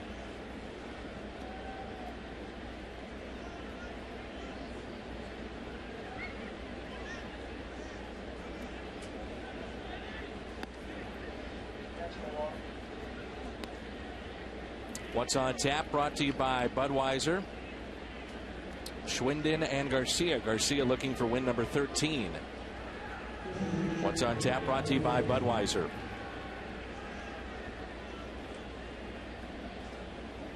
Jaime's looked better of late. It's really been the story of this surge by the Cardinals, starting pitching getting better. Runners at first and second. Foul ball that caught Molina. It's amazing, as much as Yachty plays and some of the other catchers that have that huge workload, that they don't get injured more often. Did you agree? I agree. It's amazing. All the foul tips.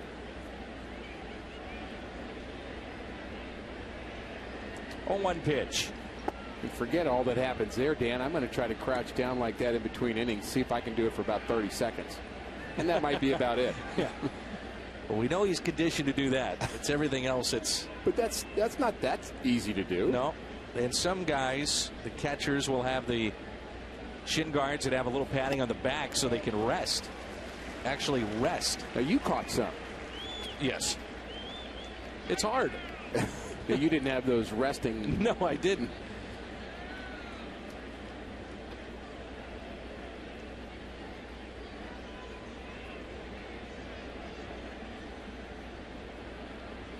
Here's a 1-2 pitch.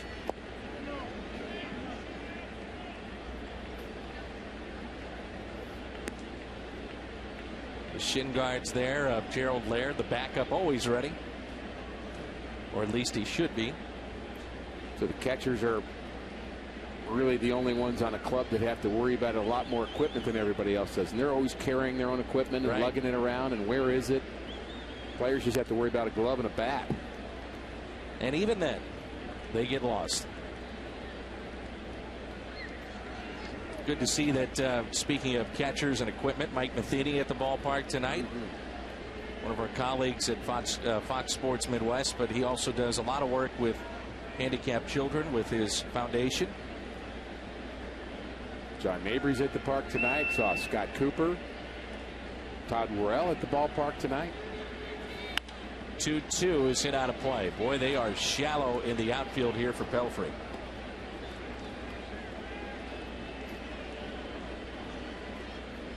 Well, I like this move, though. I mean, you're just saying, look, this guy's going to beat us. He's going to have to beat us by hitting the ball hard. If he gets a little blue pip to right, I don't want the Mets to be able to score a run from second base. So play as shallow as you can and make him hit the ball over your head. 3-2. Been that kind of night right now for Jackson. Really a struggle with the strike zone.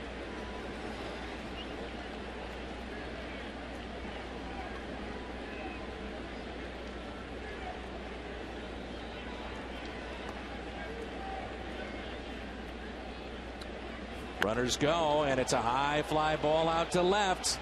Craig is back, and can't make the catch. And guess what? He hit it over his head.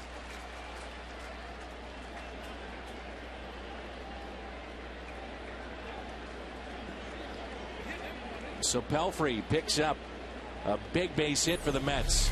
He was playing so far in, as we mentioned, and he was awfully close and looked like it may have caught the very tip of his glove.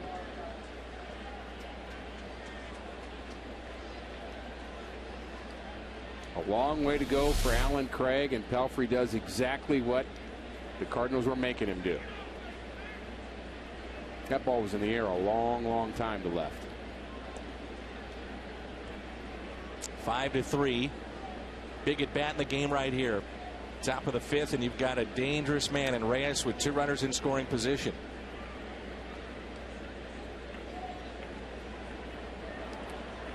McClellan is loose. He's ready to go if they pull the trigger here.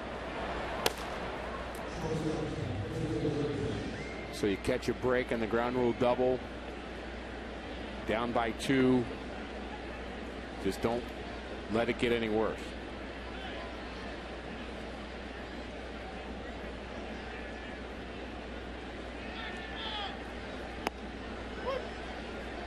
Reyes already the 4th time he's come to the plate in the ball game. Base hit, run scored in the 1st. He walked in the 3rd and grounded out to 2nd. 0-1 pitch. Reyes rips it foul. So Dan, I know folks may be frustrated by that defensive positioning for Pelfrey, but I would say that Tony La Russa would do that again if he had the chance. The point still being, the pitcher's going to have to hit the ball 375 feet, which he did, to earn a hit. So he earned it. Still better than a blue pit. Here's the 0-2.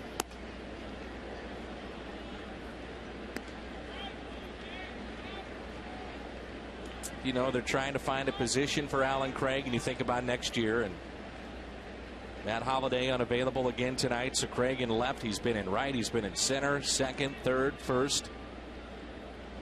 Here's a 1-2. Fights it off. Slowly hit to short for Collett with it and makes the play.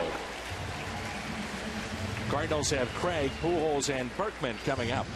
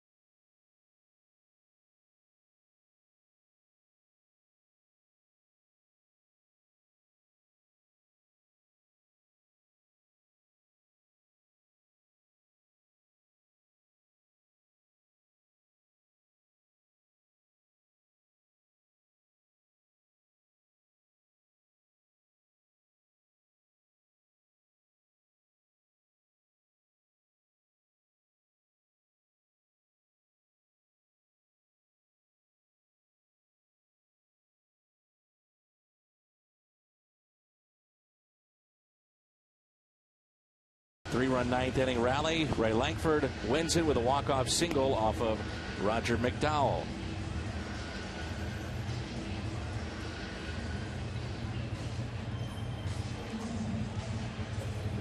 Rick Horton, Dan McLaughlin, Jim Hayes with you, our Fox Sports Midwest crew. Always a great job all season long. Guys in the truck and the gals. Tom Mee, our director. Mike Kelling, our producer. Brian McCann. Keith O'Brien, Danny Martinez, Keith Oberman, and also Keith Korn. They do just a wonderful job. Dan Hyatt helps us out as well. So many very hard workers do a lot of things to make the telecast work, Dan. And you and I have the pleasure, along with Al, of talking through the game. But so much work is done way before the game by those fine ladies and gentlemen. And after. You bet. Alan Craig.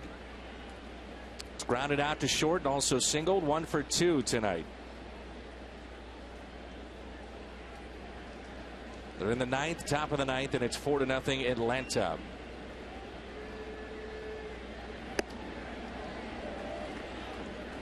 Two and 0. My understanding is that the Cardinals will honor Jason Isringhausen before one of the games with the Mets, either tomorrow night or Thursday afternoon. Picked up save number 300. Good for Izzy. Hadn't heard that the Cardinals were going to do that, and that's very appropriate honor. Came up with the Mets originally, but really his career was made being a Cardinal. And talking with the Mets people, they think he's been way more than they could have hoped for this year, and been on the shelf for a few weeks. Did pick up that 300 save, and talking about coming back and working out, getting in good shape, and maybe trying again. 2-2. I know that he felt personally 300 was very, very important to him. Kind of that final milestone to reach in his career. And he's battled through so much in his career injury-wise. The big three: Pulsifer, Wilson, Isringhausen. Little flare. Reyes won't get to it. Base hit, Alan Craig. That's twice now they've tried to go inside. He's fought it off. Once to right, that time to left center. Guess they feel as if that's less dangerous in there to Alan Craig. He's not going to get the fat part of the bat on it, but he's still been able to get the base hits. Strong enough, keeps his hands just inside the ball. Really fists this one to center field.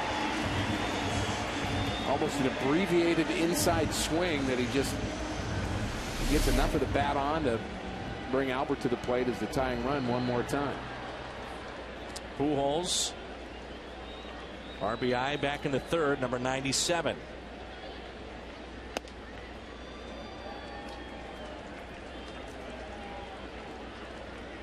Also singled in the first.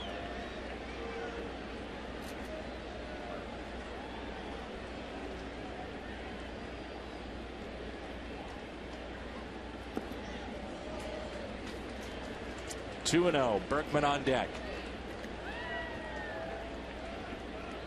Go pitch here.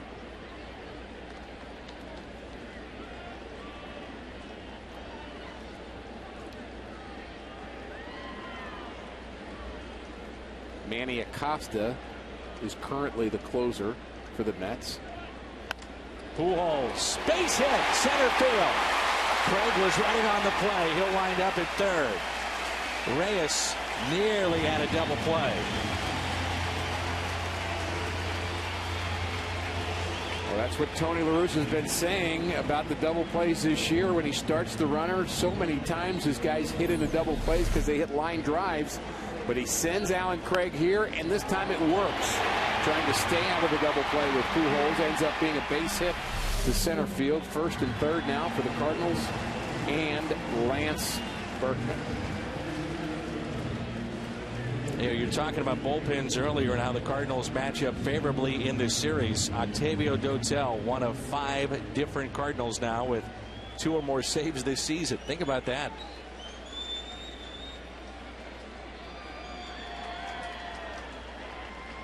Runners at first and third, nobody down. I think that's an advantage ultimately, Dan, that you've got 4 or 5 guys that have a little experience closing. So they're not fully outside the box if you need them. And that's really what you have to have if you don't have the bona fide guy that's, lights out 95% of the time. 1-0 to Berkman. 2-0. Freeze is on deck.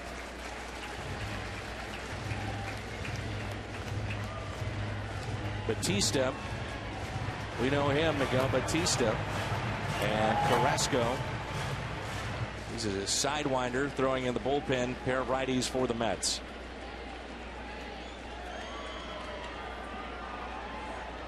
The 2-0 pitch, runner goes. That's Pujols. Stolen base, no chance. Great read. 3-0 the count. Turn him loose and let's see what happens. That's really inexcusable for the Mets to allow that stolen base so easily in a game where you're up by 2. I mean, they've got to, in their mind, say, I've got to keep that guy in first base off of second base. Can't just worry about the runner at third. You've got the lead. Now the double plays out of the question. On 3-0. Up the middle. That's a base hit. Pujols being waved in. Throw to the plate. Way offline. Tied 5-5.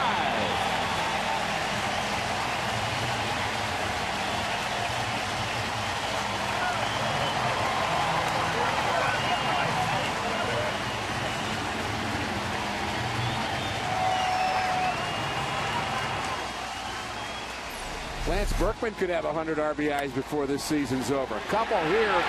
Hard ground ball up the middle. Cardinals playing aggressive on the base paths. They sent Alan Craig first on the hit and run. Then Pujols steals second. And then they both score. On this hit, crowd loving it here at Busch Stadium.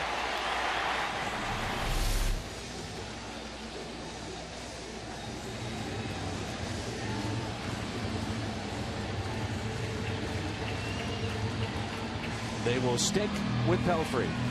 5-5 here in the bottom of the 5th. Again, this is a ball game. The Cardinals trailed at 1 point, 4-0. Now we're tied up 5-5. David Freese with an RBI double with 2 outs back in the third. And you know they're seeing that score go up in Miami. And maybe the Braves just getting a little bit tighter. Short lead at first by Berkman. And a strike to David Freese. Dan, we knew what it was like scoreboard watching in the month of August when the Milwaukee Brewers were winning almost every one of their games. It was frustrating to look up even a game you'd win 2 in a row, and you wouldn't pick up any ground.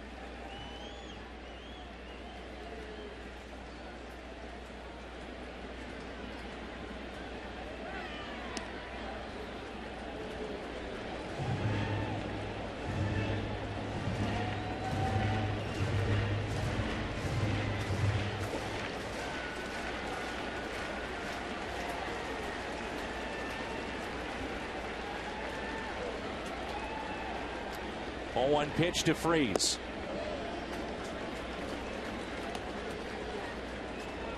There's not many guys that you see go the opposite way as well as David Freese and with the kind of power that he possesses. Alan Craig's kind of like that. 1-1 could be a double play. Backing up Reyes. How athletic of a play is that by Reyes at short? Man, is he fun to watch. It was like ballet right there, wasn't it? All smiles, too. He jumps, and he starts to throw on the way down, by the way. Tejada, who they really like at second base. Mets personnel talk about him as a star of the future. They really like this kid. He's just 21 years of age, and I'm not sure he's going to get to play with Reyes much longer. So Berkman, the RBIs to tie it up, and here is John Jay. It is fun watching guys like Jose Reyes, Rafael Furcal, and the way that they play that shortstop position. You saw it firsthand with Ozzie. This is backhanded and whack, whips it over to first. Still none better than Ozzie, but Reyes is pretty good.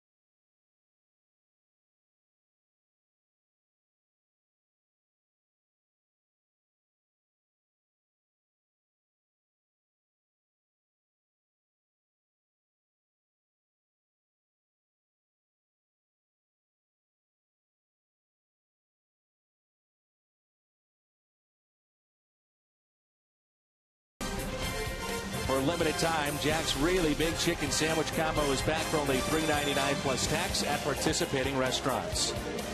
And by Moneyball, starring Brad Pitt, in theaters September 23rd, rated PG-13. So you have Moneyball coming out, but what happens when Tampa Bay heads to the playoffs this year and they've lost every high-priced salary guy? Madden Ball? Isn't it amazing what they're doing? Oh, it's incredible. It's our Chevy call to the bullpen. Kyle McClellan in. 41st appearance. Billy Beane, by the way, a minor league outfielder for the Mets, came up right around my era. He was in the Darryl Strawberry outfield, and Jackson Mississippi, their Double-A club at the time, and he was a pretty good player. He was a top-round choice that didn't really pan out, and then kind of found a shtick and now has a movie. Simple as that. Scott Boras, not many know this, but was in the Cardinals farm system. When you think about GMs and agents, Scott Boras, one of the most powerful agents in all of sports and arguably the most powerful in baseball. Which makes you pretty powerful across the board. No question. Here's a ground ball to Schumacher. Nope, check that. The change at second base. That's Nick Punto.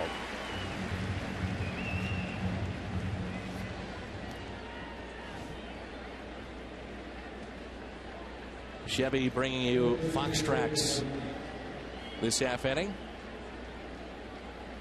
I don't know about you. I'd love to see Nick Punto back. I would. He's a glue player to me. You can't really define him in one particular way. A little bit like Aaron Miles. He hits pretty well. Probably a better defender, much better defender than Aaron Miles. Not really great at anything, but good at a lot of things. And he has some versatility. You play him at short, play him at third if need be. He's come up with some big hits last couple of weeks. David Wright at the plate, 2 balls and 1 strike. The guy we haven't been able to see very much of here in September is Tyler Green. Really looking forward to seeing if he could continue what he was doing in AAA, which was outstanding. Best shortstop in the AAA league. Runs well, hits for power down in AAA for average, and really can't get on the field now.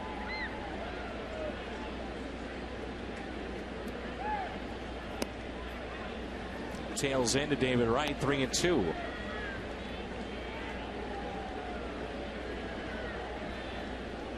Called out on strikes back in the first. RBI in the third and a walk in the fourth. Real defensive swing that time by David Wright. That ball is really exploding in on his hands. Al has taken to calling Kyle McClellan our vulture because he just swoops in and gets a lot of victories out of the bullpen. And maybe Tony La Russa hoping for a little bit more here by using McClellan in a tie ball game. Broken bat went inside again. Bad hop. Freese stays with it and makes the play. Took a nasty hop at the end there on David Freese. Has to come up with it. Somehow is able to cradle it with his glove in his bare hand. Fortunate to come up with that. There's a lot of coordination going on. You're on the run, you're off balance, and then you've got to make a good throw. Edwin Jackson tonight, 5 innings, 5 runs, 9 hits, walked 4, 4 strikeouts, hit a man, 94 pitches. Lucas Duda with 2 outs and nobody on for the Mets here in the top of the 6th.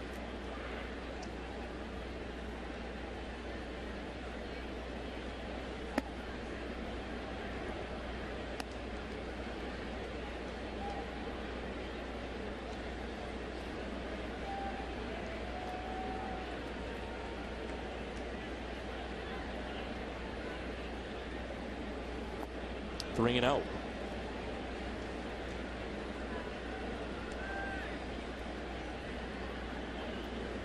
Looking ahead to next year, Rick, you look at the right side of the bullpen. That's a point of strength without any question for the Cardinals. No doubt. Particularly looking forward to seeing Eduardo Sanchez come back and see if he can be what he was at the beginning of the season. He came out of nowhere and became closer for this ball club, and thought maybe, that was a job he wasn't going to give up. He was nasty. And then after getting hurt, Fernando Salas certainly picked him up. You can follow the Cardinals for the final, well, I guess 8 games after tonight. MLB.com @BAT 11 app for your iPhone, iPad, Android, or BlackBerry. From Florida, the Braves and Marlins.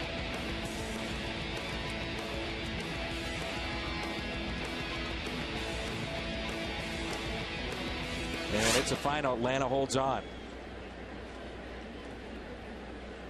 So, magic number for the Braves has been reduced. Cardinals essentially now in a must-win situation.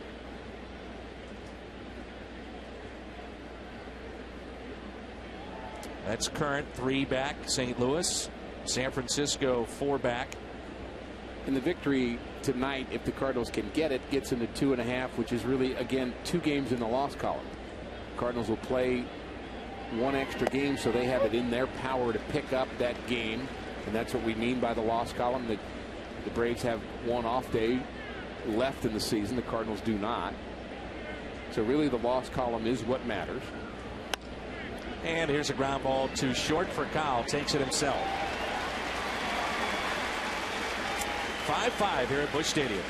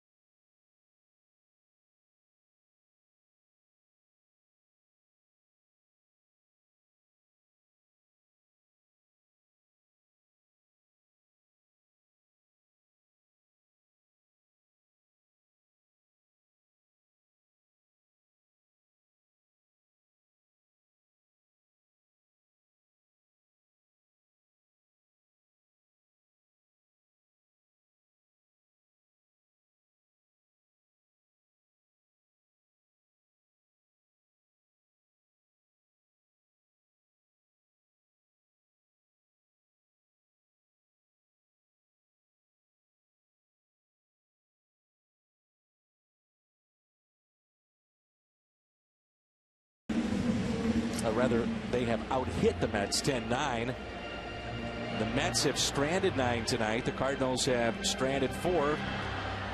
Pelfrey still in the ball game as we go to the bottom of the 6th. Molina 2 for 2 with a single and a double.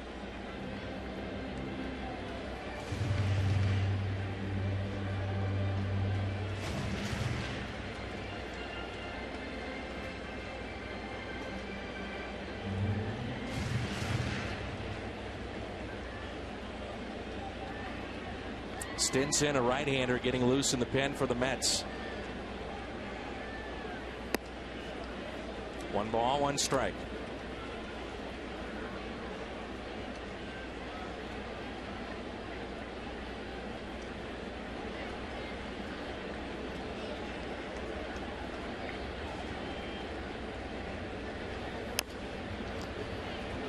A jam shot to David Wright.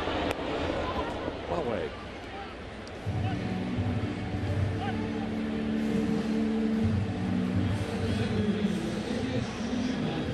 Brings in Schumacher. First time that Molina's been retired. Skip tonight is grounded out to first and grounded to second. 0 for 2. Just thinking again about what Atlanta has left. I mentioned before, we think they'll see Steven Strasburg this weekend, which, good luck. Yeah, would never be easy. And, you know, if you're the Phillies, and they're not playing great baseball, obviously, right now, you want to get those guys on track, so there's no reason to think that they wouldn't in those final 3 games. Play the regulars, play hard. And this isn't the Nationals of last year or of the year before. They're actually tied with the Mets right now. Now, they're 25 games behind the Phillies, but that is a different Nationals team. There's Strasburg, A pretty good matchup there, he and Hudson. Saw that Lowe last time out was knocked all over the place. He's 9-15. Chien-Ming Wang with Washington. It's taking a long time for him to come back.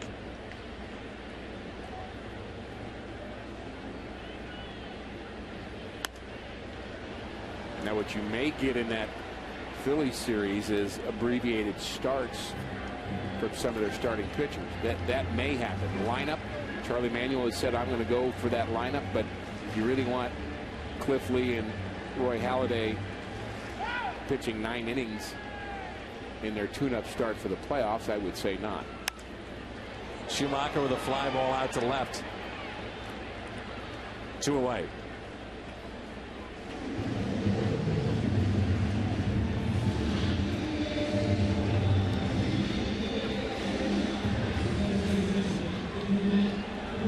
Two outs and nobody on for Nick Punto.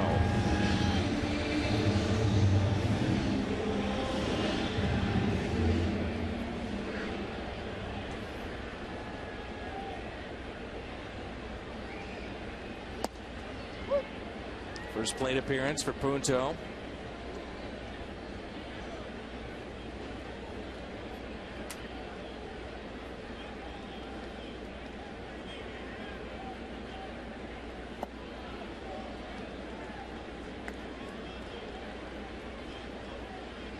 Just underway, the Giants and Dodgers. Lincecum and Kershaw. About Ian Kennedy, the first 20-game winner in the National League. For the Arizona Diamondbacks, could be the Cy Young Award winner. Kershaw could win it. Kershaw would be my vote today. But a couple of more starts for all these guys. We'll see where they end up. 2-2. Cliff Lee, Roy Halladay, that'll be a pair that's talked about.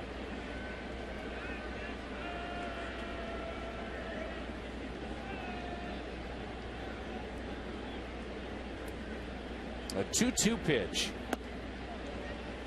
I don't quite buy the splitting of the vote issue when it comes to the Cy Young. I think the MVP becomes a splitting of the vote issue when you say, well, who really was the team that drove the Cardinals? Was it Edmonds? Was it Pujols? Was it Rolen? Well, let's vote for the other guy. Let's split the votes. But I think Cy Young just goes to the guy who had the best year. A strikeout of Punto. That sends us to the 7th, tied up at 5.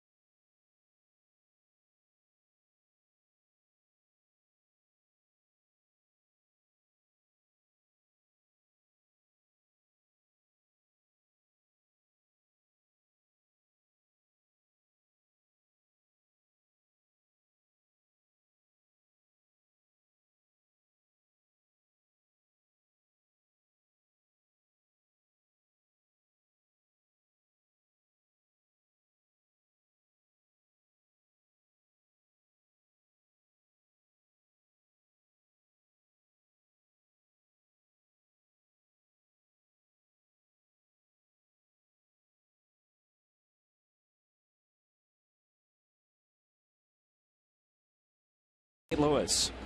Rick Horton, Dan McLaughlin. Al has the night off. Jim Hayes is with us as well. And this is Nick Evans. Top of the 7th. Second inning of work for Kyle McClellan.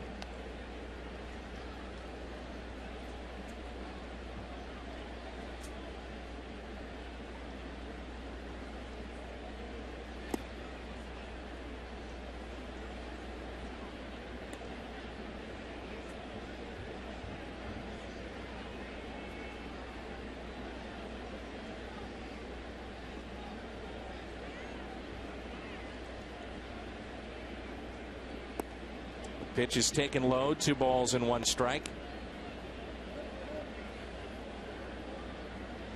McClellan's issue with his hip is kind of a thing of the past right now, Dan. He doesn't really show any signs of favoring that. He's still working off the first base side of the rubber. When he hurt himself early in the season, he moved from the third base side to the first base side to try to alleviate some of the torque that he was putting on his hips. And because he landed so far across his body, and I'm not 100% sure that long term that's still the best thing for him, because I think there's part of a deception in the movement that he got from throwing across his body that maybe he's missing from that first base side. And a valuable member of this club this season when you think about his role as a starter and now as a reliever. 7-1 at one time. Where would the Cardinals have been without he and Kyle Loesch? The start that both of them had was outstanding. I mean, outstanding. Chris Carpenter wasn't winning games yet. Jake Westbrook was struggling.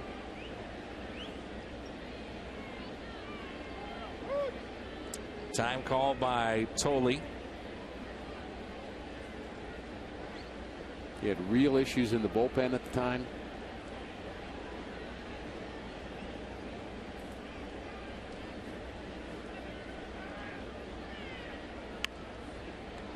Bunt foul. Top of the 7th, 5-5 game. We know that Atlanta has won, so a crucial ball game tonight for the Redbirds. Mets team that is without Johan Santana. K-Rod now with Milwaukee. Carlos Beltran with San Francisco, picked up at the deadline.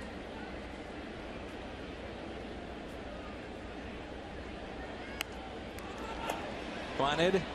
And it's a fair ball. McClellan nearly threw it wide and into right field. Runners at first and second. Nobody out. Kyle McClellan tries to do a little bit too much on this play. He's trying to dive for the ball to catch it in the air, but by sliding, he's got really no balance to be able to make a clear throw to first base, so he throws off balance.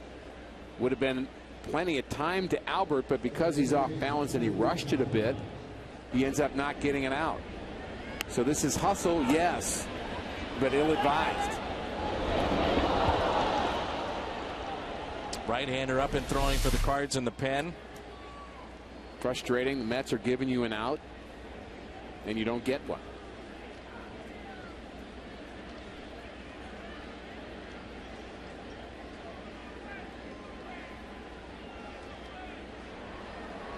Octavio Dotel getting loose in the bullpen.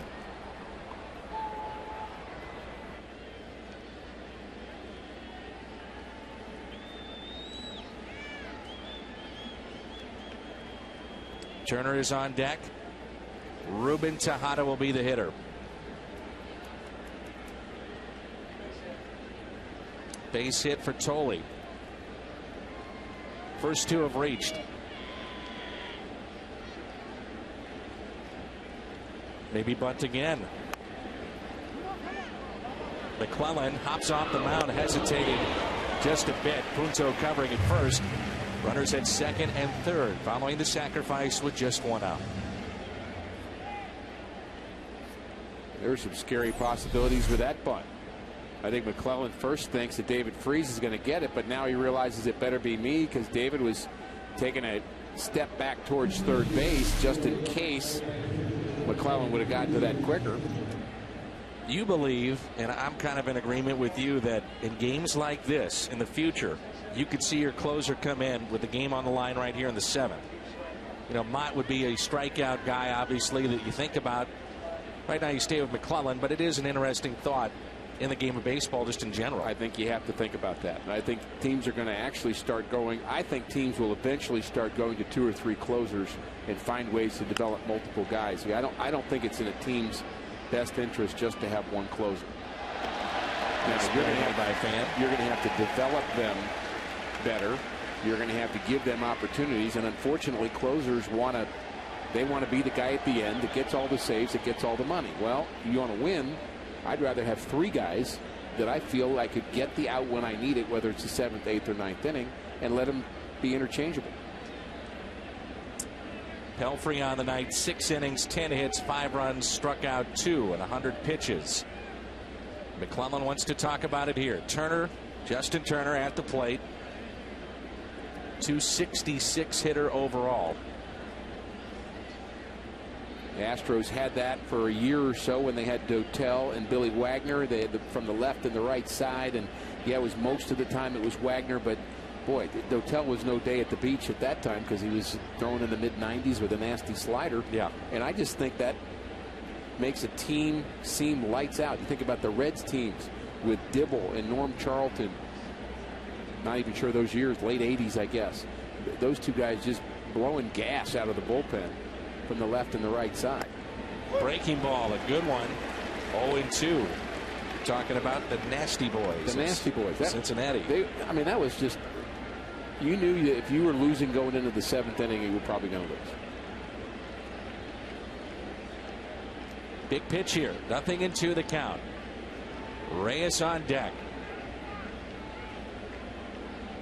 Kyle needs a strikeout. The 0-2.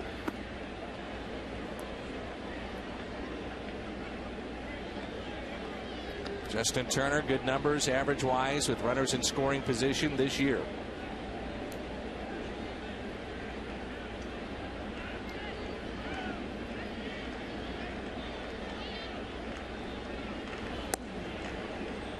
Two and two.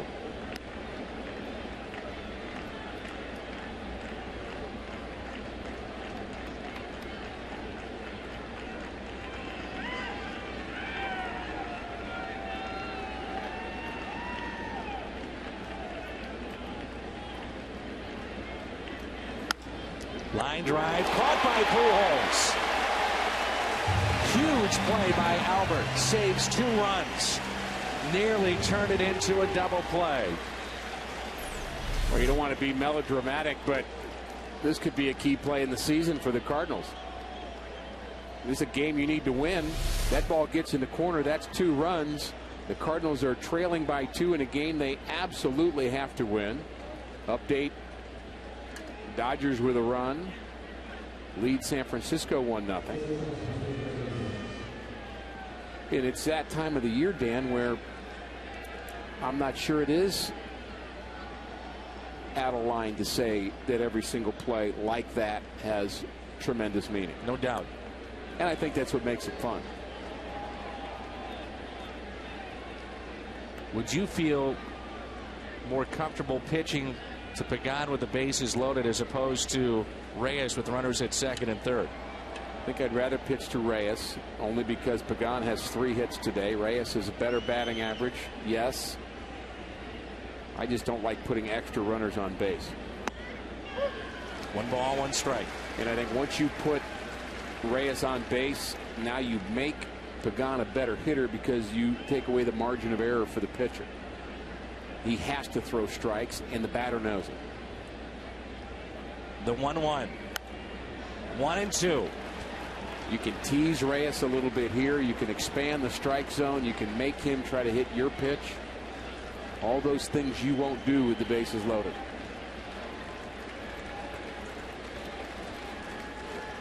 Busch Stadium ready to erupt. He can get out of the jam. Top of the lineup coming up.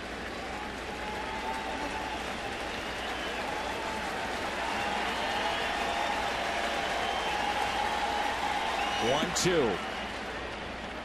2-2.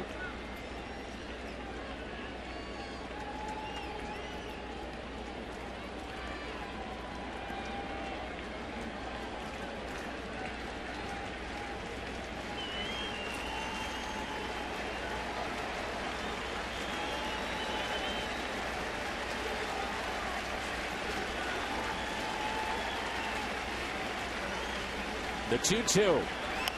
Ground ball slowly hit. Foul.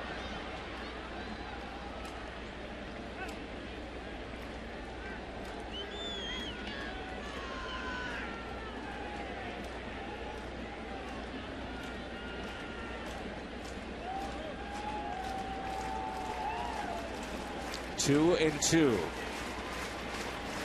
Runners at second and third, 5-5 here in the top of the seventh.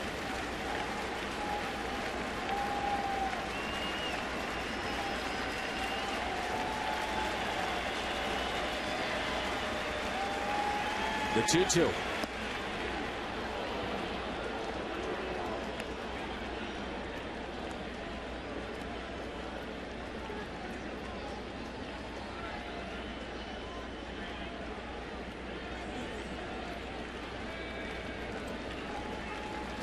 Full count on Reyes, who just might be the batting champion of this season before it's all said and done.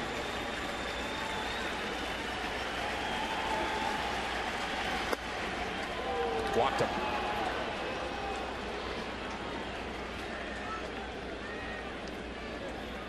So 2 walks in the inning. And now it's Pregame. Evans, Tolley, and now Reyes.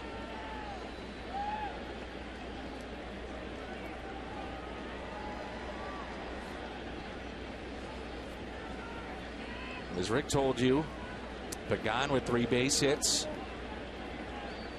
3 for 4 on the night.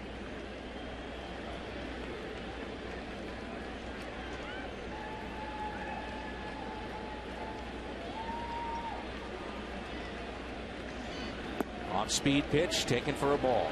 Cardinals have already had a break in this inning. The line drive to Albert Pujols. They could use another one. How about a pop up? Pregame jam himself, pop it up on the infield. We can start breathing again. An uneasy feeling now as he falls behind 2 balls and no strikes. Hope and Sky Washburn are watching the ball game tonight. Favorite player, Kyle McClellan.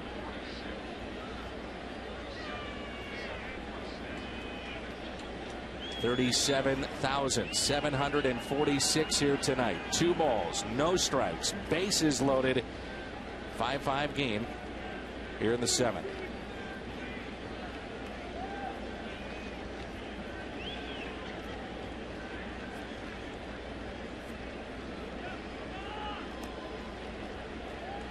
And here's where you hope Pregame gets a little over anxious. 2-0 pitch is a good pitch to hit.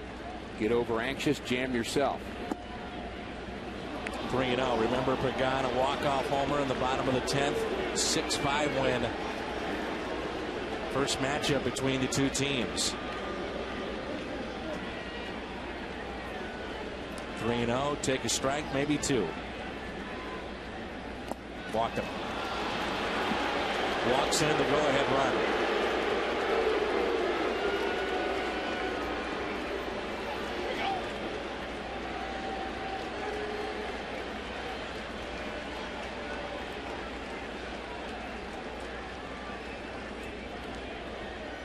Dotel coming in when we come back.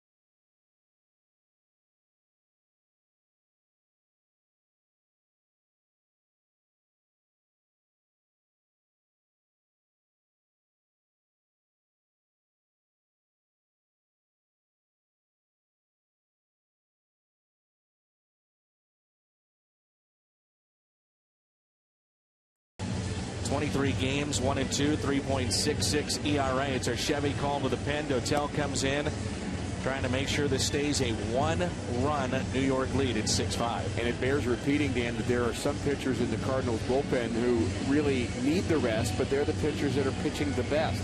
Kyle McClellan would be one of them. Dotel would be another one that you'd like to see him get some rest, but at some point Tony La Russa may be forced to go deeper into that bullpen than he really wants to. You've got 9 games left in the season. You don't want to lose with your 7th best reliever, but at some point you're going to have to get some rest for these guys.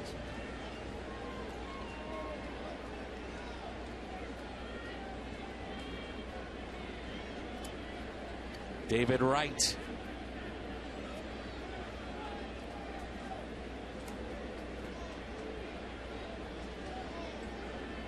Big moment here. Bases loaded for David Wright. 2 down.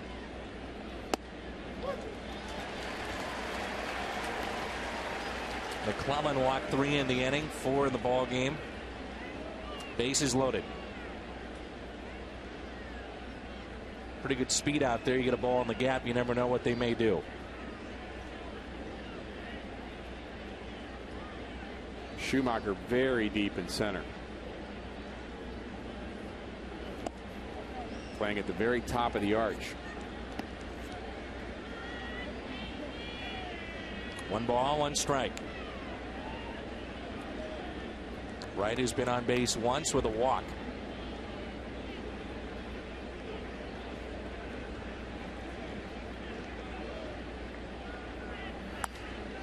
One and 2.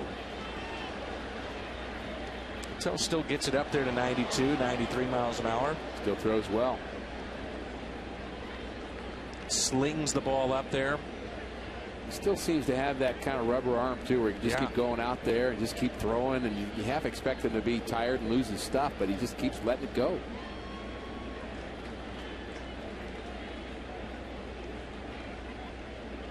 One, 2.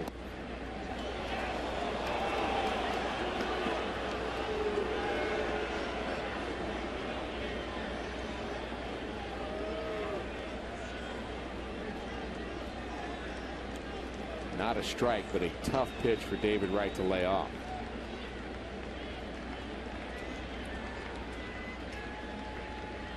The 2-2. Got him that time. No argument from David Wright. Mets take the lead.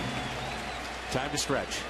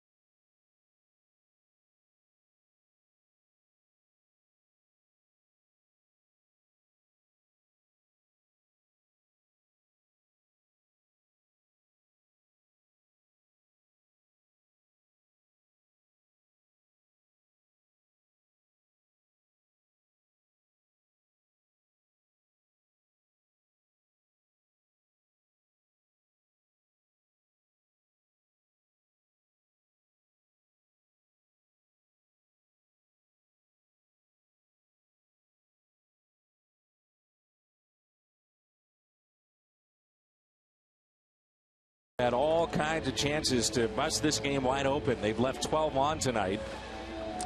They have a lead of 6-5 from Chavez Ravine. Dodger Stadium, Tim Lincecum to Sands. And that's a home run. 2-0 in favor of Los Angeles. Again, the Giants have won 8 straight. So their starting pitching has gotten on fire here down the stretch. Josh Stinson is the new pitcher. Gets the top of the lineup to greet him here in the bottom of the 7th.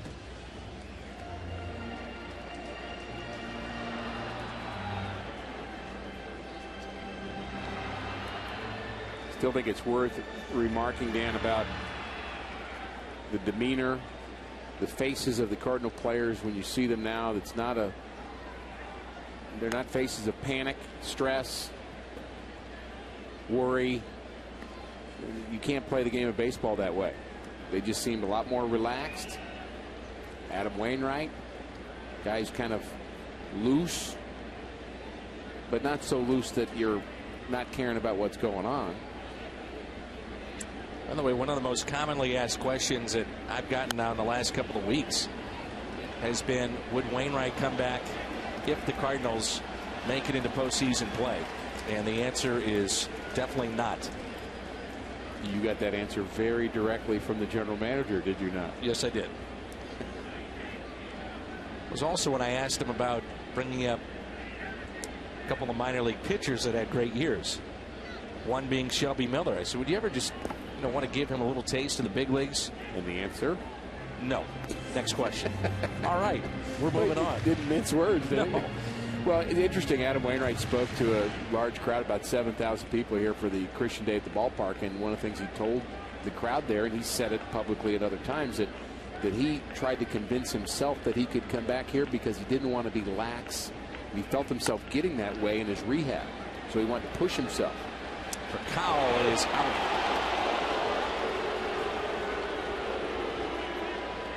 Nice play by Tejada. See why they like it. He knows the reputation of Furcal. He knows he has to hurry. Bang, bang.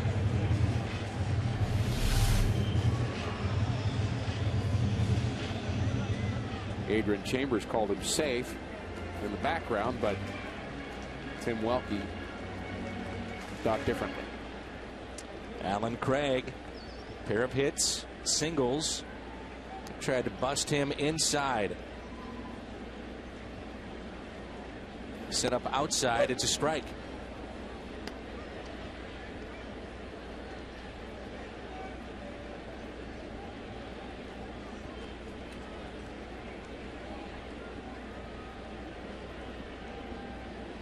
The 0-1.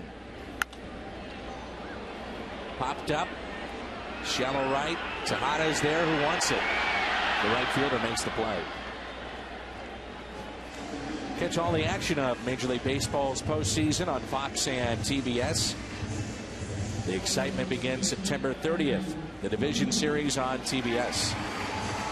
Dan, there have been 11 runs in this game, and every one of the runs were scored in an inning where the leadoff runner got on base. And the only time in this game where the leadoff runner got on base and there was not a run was Yadier Molina's leadoff double in the 4th inning, where he was stranded. The Cardinals weren't able to move him over. Actually, they did move him over, but Edwin Jackson wasn't able to drive him in. He struck out with 1 out, and then Furcal flew out. First pitch to Pujols. A strike. Pujols, RBI tonight, up to 97. 2 singles. Berkman on deck. The 0-1 pitch. Dan Martinez, knowing that and realizing that trend in this game, passing it along from the truck.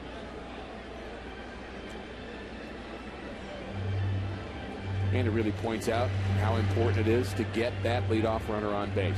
Put a little pressure on a pitcher, make him work, make him sweat a little bit. Of course, if you're pitching Albert, you're probably stressed enough already. I know I would be. I threw him batting practice to him once, spring training. Rockets. I wanted to be able to tell my grandchildren I threw to Albert. And it really wasn't that much fun. No, I could imagine. The 1-1. It's a nasty pitch right there. Glad they gave you a screen.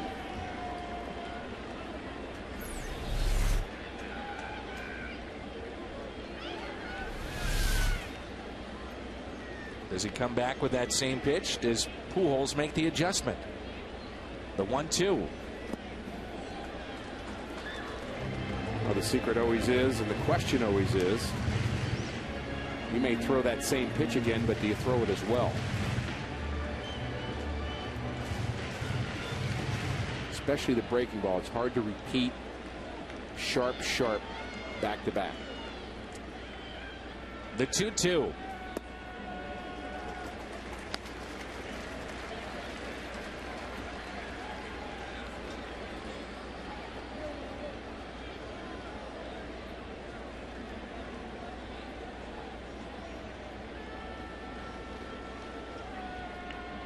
The 3-2. Pujols high chopper to right over his head. And he'll stop at first base.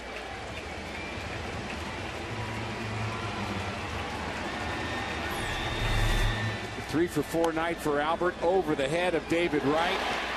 Albert rounds first. He's thinking about second. And good choice. Well, you can actually round it hard and watch the throw, and that's what he did. He picked up and he saw that it was a good throw, so then you can get back in time. I think base runners are taught that. You know, the really good base runners will make the outfielder make the good throw, recognize that it's not offline, and then get back. If it is offline, keep going. Tony Angelis with that camera work. Perched right by the foul pole and left. Berkman pops one foul and out of play.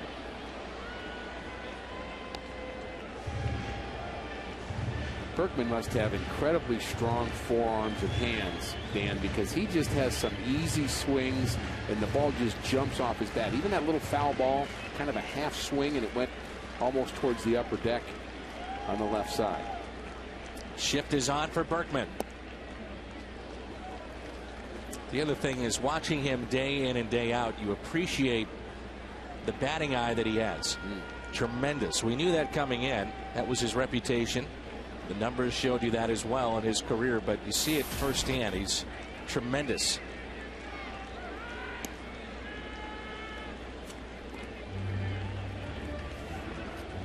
Albert's already stolen a base, but I do not think he will go here.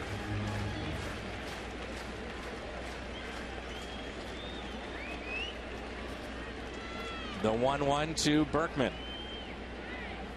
Off speed pitch ripped into center field. Pujols on his way to third.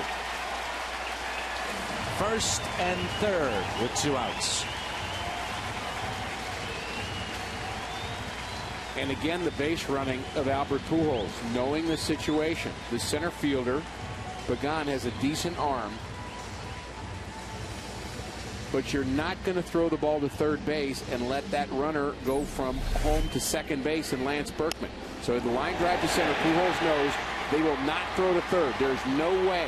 Pregame has to get the ball into second base. Otherwise, Berkman can advance, and all of a sudden, you've got the go-ahead run at second base. So take that extra base. Smart baseball, again, for Mr. Pujols. Carrasco and Burdak. Lefty getting loose in the pen. For Kyle, grounded out to start the inning. Fly out to right by Craig. Base hit by Pujols. Base hit Berkman, and here's David Freese. Highest in the National League. That bullpen ERA 4.22 for New York.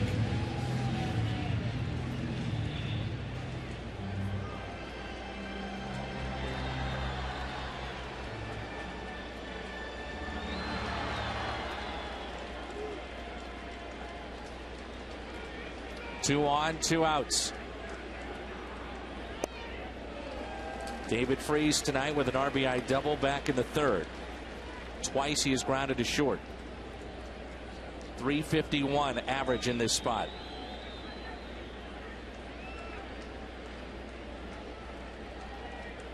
The 1-0. Daniel Descalso has moved to the on-deck circle. That's Dotel's spot.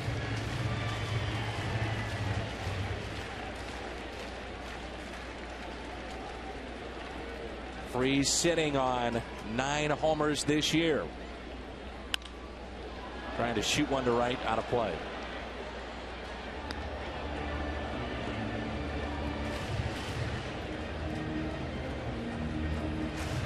Crowd right now on the edge of their seats.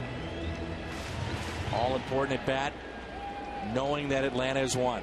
6-5 Mets, Cardinals half of the 7th. The 2-1.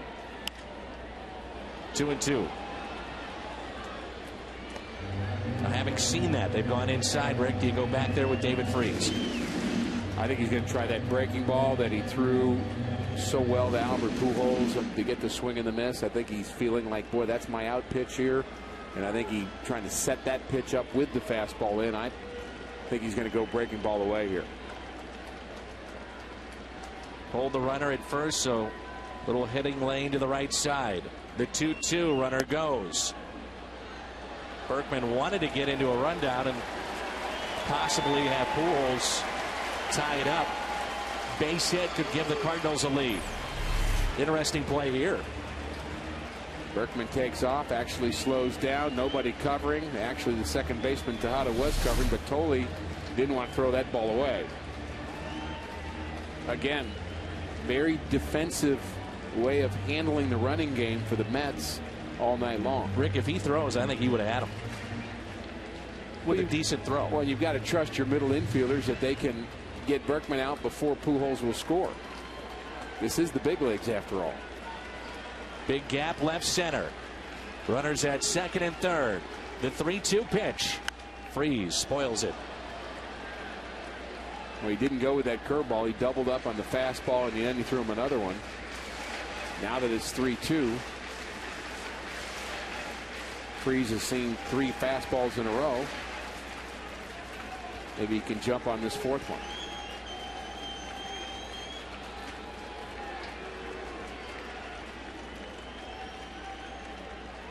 The 3-2 pitch. Outside. Bases loaded. But also saved a run. Almost went to the backstop.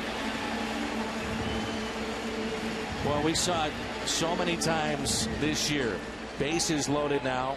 Pujols, Berkman, Freese.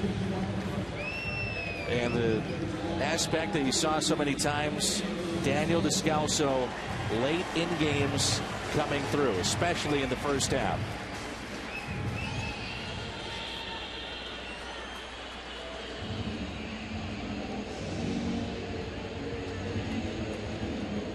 Going to go with the lefty, so you may see Tony pull back Descalso and use Ryan Theriot. We'll find out when we come back.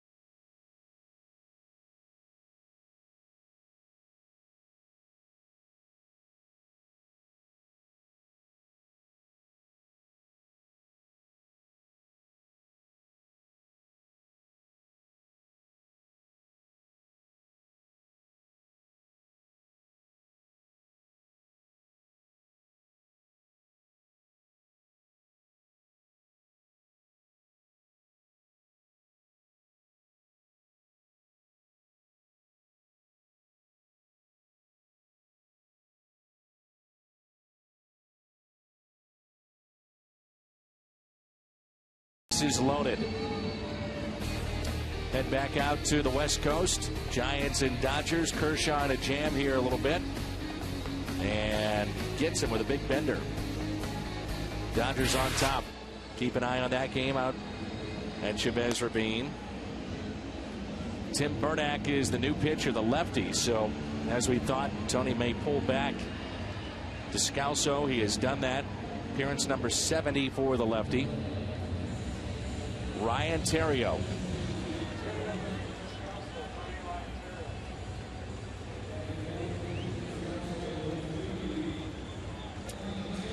Pujols with a 2-out base hit, and Berkman a single to center. Walk to freeze. That's how they loaded him up. Can Ryan Theriot deliver?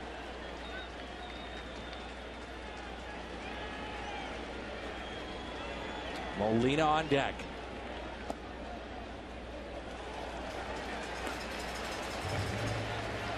Outfield is shallow, in particular Pagan. 6 for 15, Theriot. Big gap in the left center. But 6 for 15 with the bases loaded. 1 ball, 1 strike.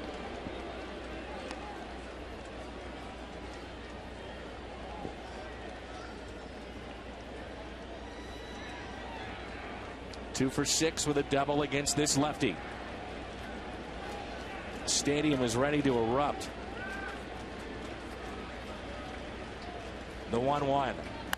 Theriot, fly ball, left center. This ball will get down all the way to the wall, over the wall. Ground rule double. Ryan Theriot comes through.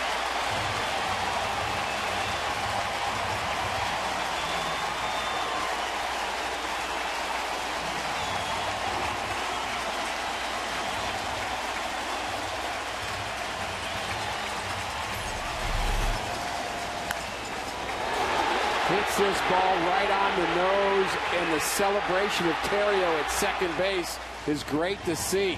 Actually, a break goes the other way as that ball bounces out. But Theriot, after getting to second base, acknowledging his teammates. Good for you, Ryan Theriot. And you know it's been a frustrating go since the acquisition of Furcal. Playing time has been cut significantly. You bet. And when Albert Pujols and Lance Berkman both crossed home plate, they were pointing out towards Theriot and trying to give him as much encouragement as they can. And that is a big, big hit for the Redbirds. Schumacher is due up. Intentional walk to Molina to get to Schumacher. So we'll see if we see a pinch hitter. 6 a serious number, and it will be Tony Cruz. Cards have scored 6. Matter of fact, they're at 7. 25-cent drinks tomorrow all day at On the Run at Mobile.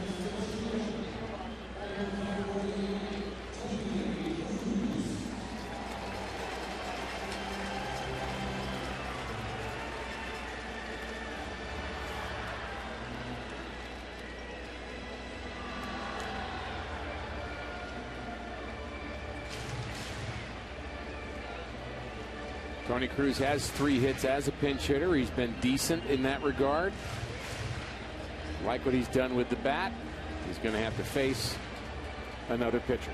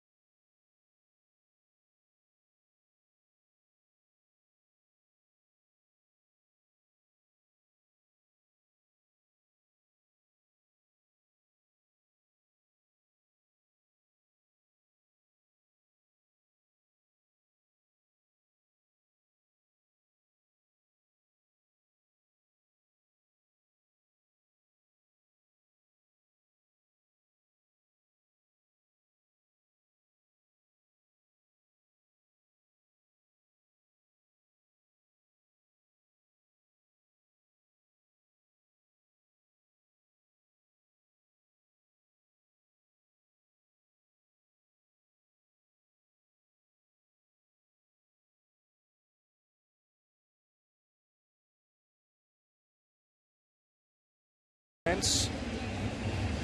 Tony La Russa, expanded rosters is like a kid on Christmas morning. That's exactly right, Dan. He's used 4 bullets in this inning, to use a different analogy. But I do think that that's something he loves, just more pieces to move around. And you know, he really had a game on the road where he was running out of bench players with an expanded roster. And Cardinals the Cardinals have already used. Well, they used 2 players in this inning that they didn't actually use, right? Descalzo and Cruz. But you do have Adrian Chambers. You still have Corey Patterson now left on the bench. Gerald Laird, Tyler Green, and Shane Robinson. And don't be surprised if we don't see them before long. So here is Chambers with the bases loaded. What a big hit he had in Philly. 2 outs. Ball 1. You start to understand the Mets bullpen woes a little bit, don't you? Big time. You're seeing it firsthand. 1 ball, 1 strike. David Wright is well off the line at third, even with the bag. Respecting the speed of Chambers, but it's opened up some hitting lanes to that side. The play behind the runner, obviously at first with the bases loaded. That's Molina, but still trying to keep him fairly close. Strike 2 on Chambers. We'd said the first 11 runs in this game scored when the leadoff runner was able to reach base. This inning is an exception. The Cardinals had 2 outs, nobody on, and then got it started with an Albert Pujols base hit, a little harmless ground ball hit to the left side, and 5 batters later they have the lead.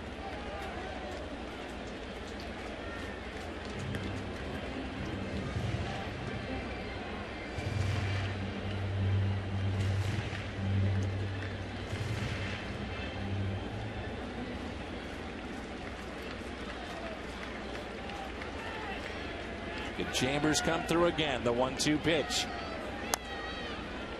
Foul.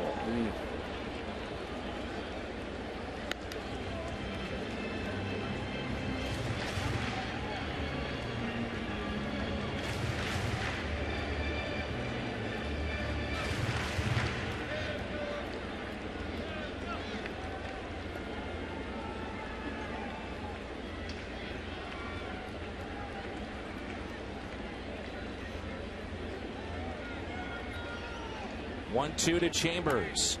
Foul back again.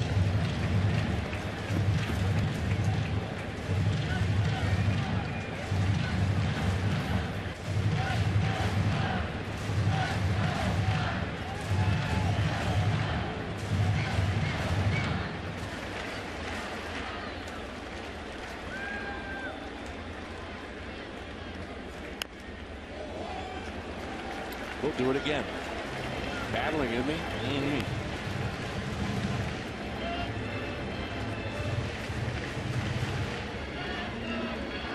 This team is not quit at all in September. Think they're out of the race? Nope. You think they're out of games? Nope. 1-2 pitch. Chambers down the right field line. Stay fair. It will. 2 all it goes. 1 run is in. 2. How about a third? Here comes Molina. Chambers flying into third with a triple.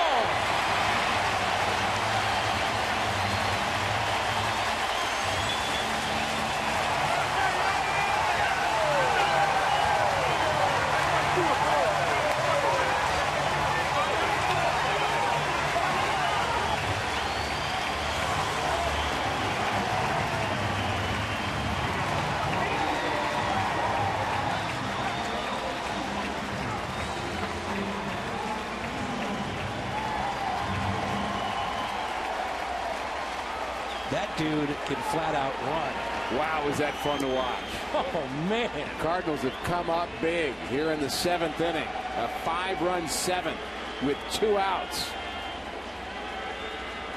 Outstanding at bat for Chambers, and that was fun to watch him run.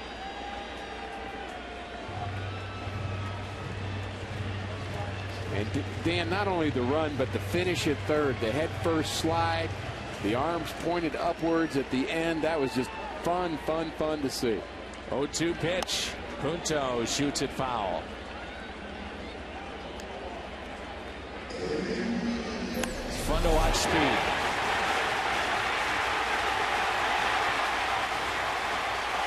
Oh, man.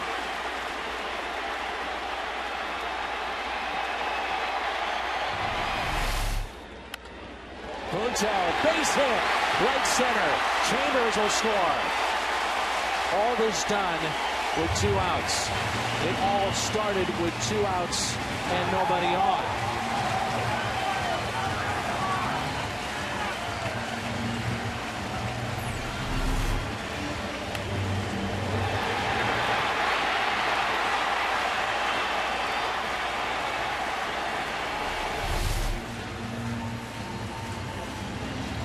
Giving his team a little spark, hasn't he? Adrian Chambers is now part of this team. He is so connected right now. Guys are so happy for him. Look at that. Here is for Cowell. 11-6, St. Louis. You get a base hit to score somebody in game number 50 of a season, you'll have 2 or 3 guys shake your hand, but at this time of the year, you get a big hit like that, everybody wants a piece of it. It's such a grind when you see a young guy come up, play with the youthful exuberance. You hear that all the time, but it does send a jolt into a team. They say, man, this is fun. This is a kid's game again.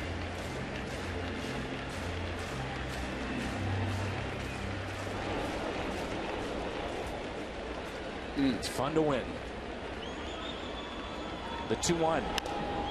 Ground ball to the right side. The Cardinals pick up 6. The bottom of the 7th.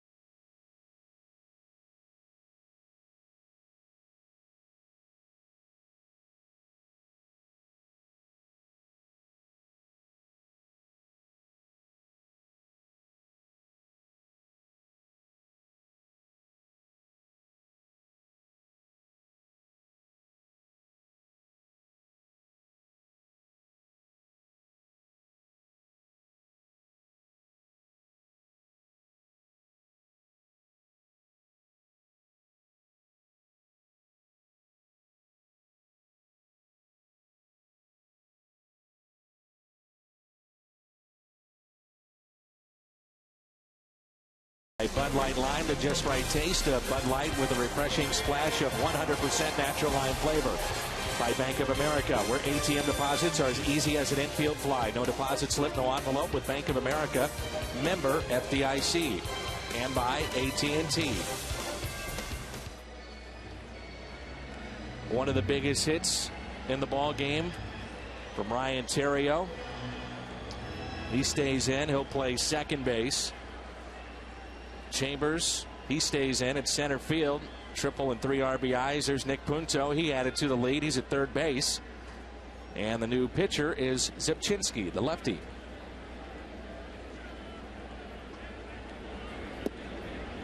Again, a reminder, $5 seats available for the ball game tomorrow and again on Thursday.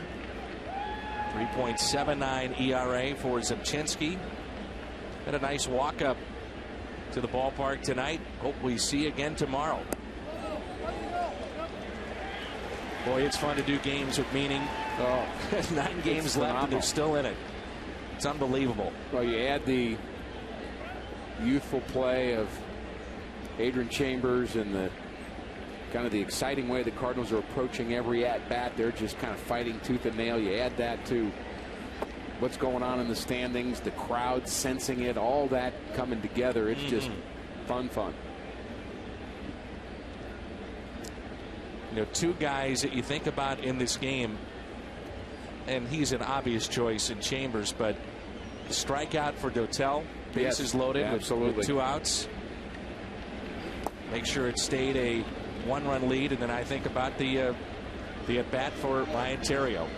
Good guy, well respected, plays hard, and Theriot comes through with a huge base hit tonight. And to cap it off, Nick Punto. 2-2 to Duda. Got him. That's how we start the 8th with a strikeout.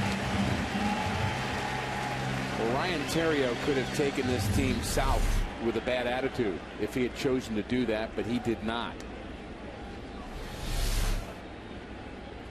Just really admired the way he's handled everything. He's been a cheerleader. Sounds like a rah-rah, and it's more than that. It's somebody that is with you while you're playing. And baseball cheerleader is not just somebody that yells stuff. Okay, it's somebody that when you do something well, they're there to shake your hand, and when you're down, they're picking you up, and you're being a teammate. And so when we talk about a teammate, being a good teammate, I mean, there's an attitude that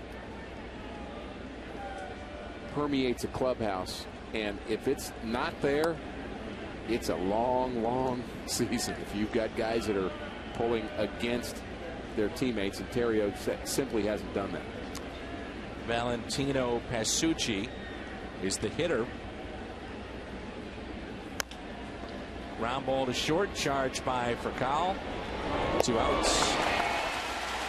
You mentioned it, Rick. You get a sense of just a little bit of energy here at the ballpark. This is different than a night in June or July. There is a sense of energy at the ballpark tonight. And we're not going to quite call it the energy that you get at a ballpark in October, but it's a step above what you get in June and July. Feel a little buzz. People on the edge of their seats are talking about the game. You can tell it's not just the experience at the ballpark. We have wonderful things here at the ballpark to do, but when your team is in it, the thing to do is to watch the game on the field.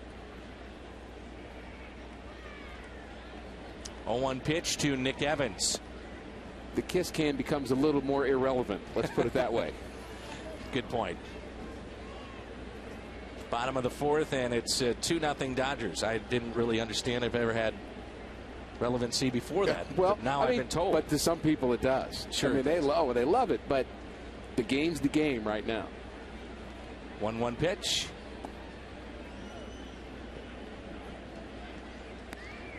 This ball game tonight kind of epitomizes what the Cardinals have been like the last month. You know, down 4-0. Come back. Mets go back up. A bases loaded walk, which is about as disheartening as it gets. And yet they come back, and now they lead it 11-6. Well, you mentioned Dotel's strikeout. That's critical. David Wright was at the plate. He could have broken the game open at that time, and who knows how the pressure would have been handled by the Cardinals at that point. But a 1-run lead just didn't seem very insurmountable. Really, the 4-0 lead early on we didn't feel like was going to be a problem because you knew the Mets were going to give up some. 2-out walk by Zabchinski.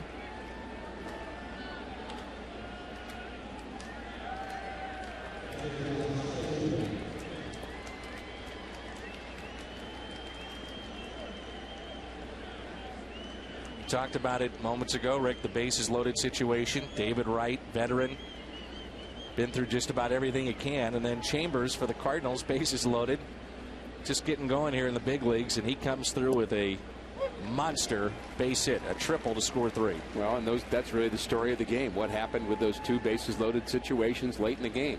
You've got the guy that everybody in the nation who's a baseball fan knows, David Wright, not succeeding. And you've got a guy that people don't know yet in Adrian Chambers. But I'm guessing that before it's over, they'll know his name as well.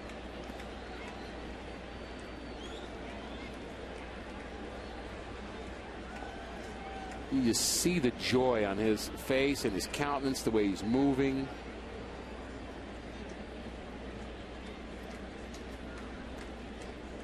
Oh, 2 pitch. Garcia going tomorrow. It's been tremendous at home. Thursday afternoon, Westbrook and Capuano. Against the Cubs over the weekend, it's Carpenter, Loesch, Jackson.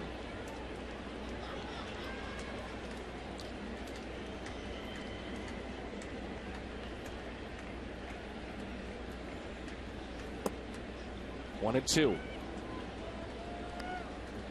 Garcia trying to soak up some of that knowledge from Adam Wainwright. Those two have been sitting together for about 3 or 4 innings. What's fun is how the knowledge comes in little bits and pieces. In casual conversation. In maybe a story that seems irrelevant.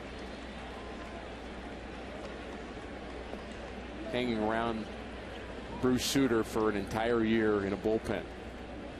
It's not like he had class in the bullpen and said, okay, now here's what you need to do here, and here's what he would just be him, tell stories, relate to you, but things would come out over the course of a season that were just nuggets that you'd never forget.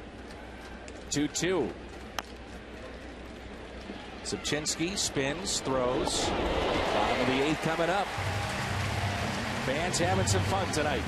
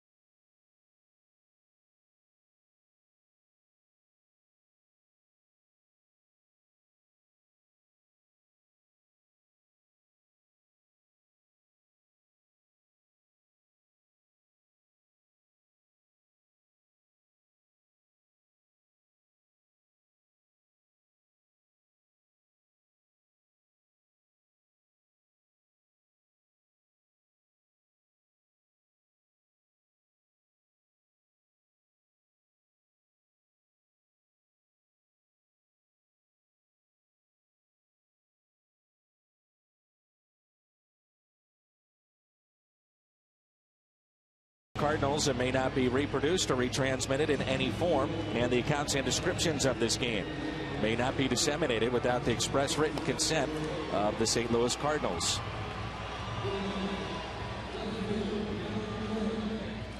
Left on base has been a story here tonight. New York 13, Cardinals 5.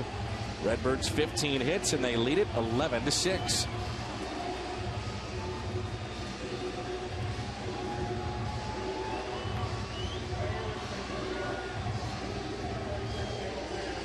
Thayer is the new pitcher.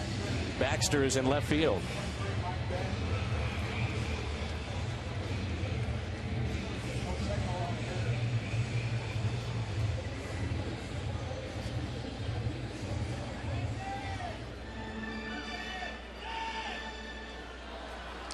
Dale Thayer is the hitter, or the new pitcher. 8 appearances. I had a little thought as I looked at the Cardinal bullpen that this might be the kind of game that you'd see Eduardo Sanchez, but Fernando Salas warming up to pitch the 9th inning.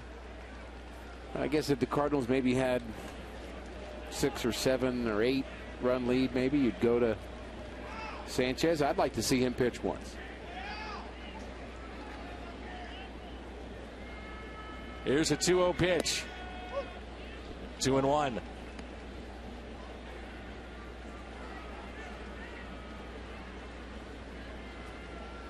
your pass list trying to communicate to us down below.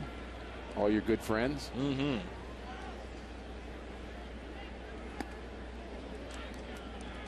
3-1 on Alan Craig.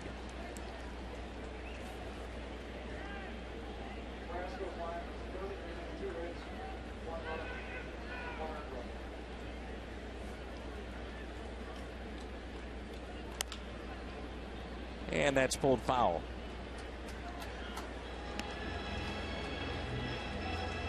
You've been talking about your golf tournament that's coming up, Dan, and excited that you're in your 10th year, or is it your 9th year? 9th year. 9th year, and I know that's a very meaningful day for you. You help the special needs kids throughout the area, and I know that's tugs on your heart, and you really do a great job with that. It's been a lot of fun, and you see the parents, kids that you help out, and many of the teachers that come out. It's October 10th out at Norwood Hills. It's done $1.5 million in 8 years. Awesome. Of which 100% goes back to the kids that need it the most. Outstanding. 3-2 to Craig. High fly ball, deep left, and caught on the track. Looked to have a little top spin on that, didn't it? Didn't quite get under it, where it had that kind of carry to it. It had more of a kind of a line drive that was sinking kind of look to it. And either way you look at it, he crushed it. Centered that ball very well. That's probably out of some big league ballparks. You got to think that he's given the club options too, depending on what happens with Pujols or Berkman. You know, Craig is a guy that now he's looked upon more so than just one of the young kids coming up and trying to get him at bats or maybe a pinch hitter. I mean, he's legitimately a guy you want in the lineup every day. Right. And you'd have to think about, if healthy, 500 plus at bats, what kind of numbers he'd put up. Now, as much as I like Alan Craig, I'm a big Alan Craig fan, have been. I just think he has great at bats. I'm still not 100% sure where it's best to play him. Base hit for Pujols. Another 4-hit night. Yep.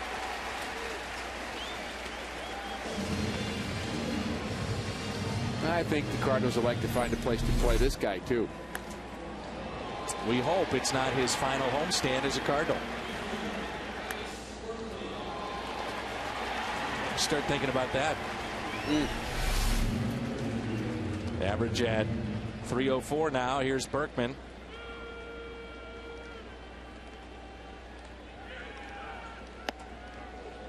I can't believe that you actually had a conversation with Ron Darling. I did. You know, he is one of the Pond Scum guys. Thank you. Well, I'm not sure why we've been able to connect over the years, but always appreciated him. He's a very smart guy, very smart player. Yale, correct? Yale guy. Did not throw particularly hard. In fact, I remind him every time I see him that I hit a double over the center fielder's head against him. When I see all the other there's Gary, and hi Gary, how you doing? And then, hey Wayne, then Ron. Hey Ron, how you doing? Well, I got to remind him of that double. No, they're all very good people, and Gary does a great job as well. They are tremendous on the air. And so is Keith. Keith Hernandez does a lot of work with the New York television, and really very kind of blunt guy. And but that's Keith. That's Keith. Shane Robinson will be the hitter.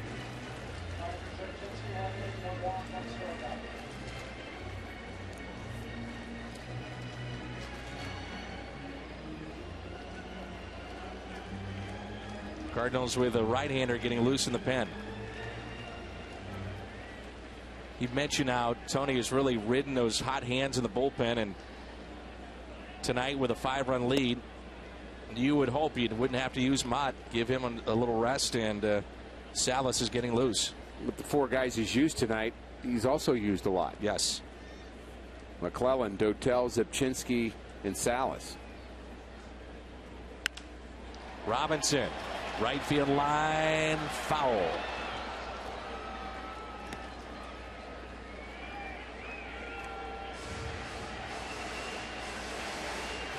Use Mitchell Boggs and Arthur Rhodes sparingly.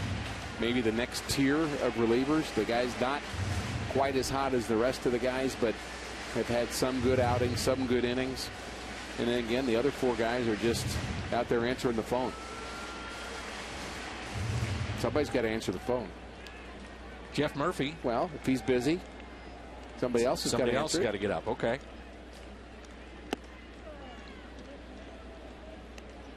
You answered. You say, yes, may I help you? Get this guy up and let's go. I remember getting the evil eye from Dave Ricketts. One time I answered the phone because he did not want anybody but him answering that phone. Why? Because he was the man. He was our guy. He was the bullpen coach, and he was in charge, and he did a great job of doing what he did. But he was not near the phone for 1 minute, and I happened to pick it up, and he came, and boy, did he give me the evil eye. It's like, I can't just let it ring, can I? Right. There's no answer. There's no answer. I've never heard of a bullpen coach that got upset over a guy answering the phone. But it happened, is what you're telling me. Yeah, but I absolutely loved Dave Ricketts. Robinson grounds out. We head to the 9th. Salas coming in when we come back.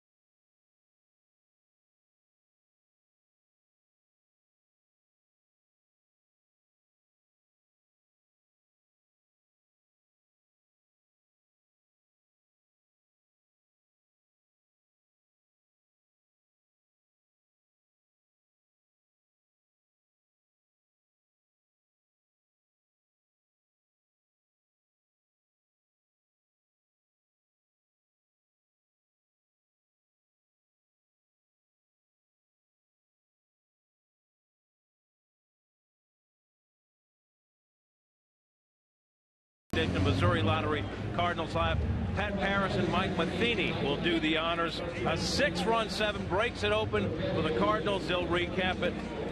Also, we'll continue our countdown of the top 10 moments of the 2011 season. Adrian Chambers with a big 3-run triple. He's having a ball. So are Dan and Rick. We head back to the booth. All right, Jim, great job as always and all season. Here is Salas to come in.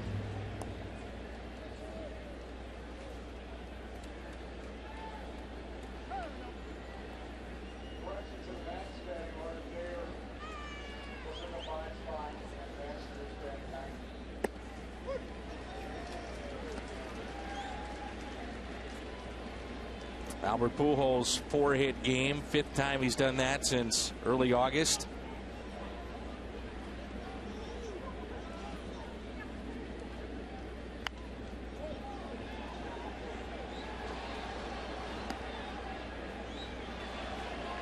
What's amazing, looking at scorecard, Cardinals have walked 9 tonight.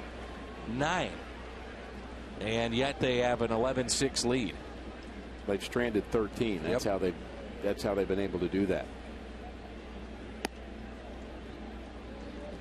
Ruben Tejada, the hitter, 1 ball and 2 strikes.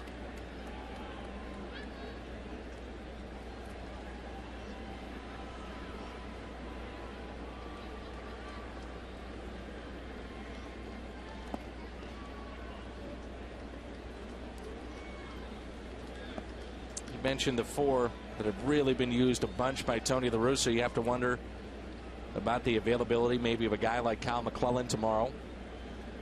Second inning tonight, I'm sure Tony would say I probably pushed him. I would agree. And he wound up walking 4, including that bases loaded walk. Fly ball into right. Well, Kyle's not normally a guy that has control issues, so you figure if he's going to have 4 walks in an inning and 2/3, he probably was pushed. Probably had kind of the tired arm. We both noticed, Dan, his curveball wasn't real sharp and was not biting, and really the Mets were just kind of spitting on that. So then he was missing with his fastball and really just didn't have his good stuff. Mike Baxter.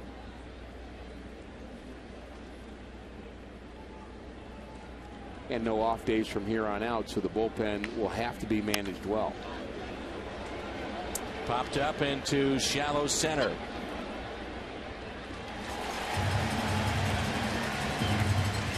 Let's turn to our player of the game. Chambers, 3-run triple in the 7th.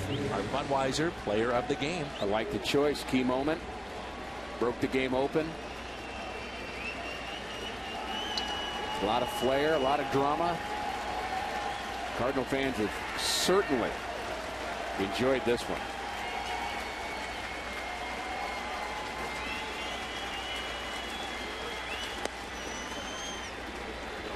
I think the bandwagon's getting a little more full. Count me in. And I don't fault anybody for not being on it for a while. There wasn't much signs of life on this team 2 weeks ago. And now there is.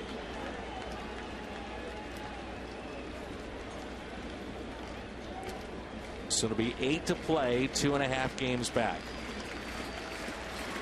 If the Cardinals hold on. 2-1. And I think you'd have to like the schedule and how it shapes up for St. Louis.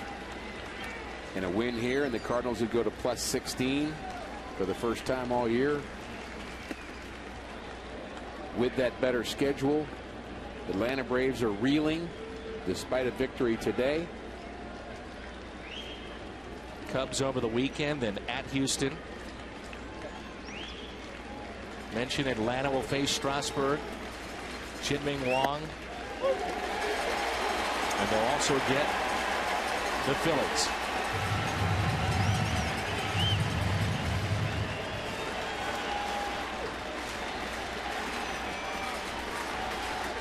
Here's a 3-2.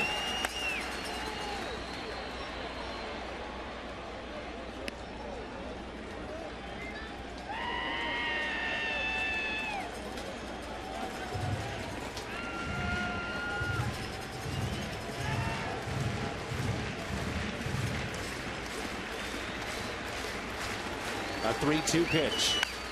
Ground ball right side. This should do it. Hard-fought win for the Cardinals. 11-6. They hold on.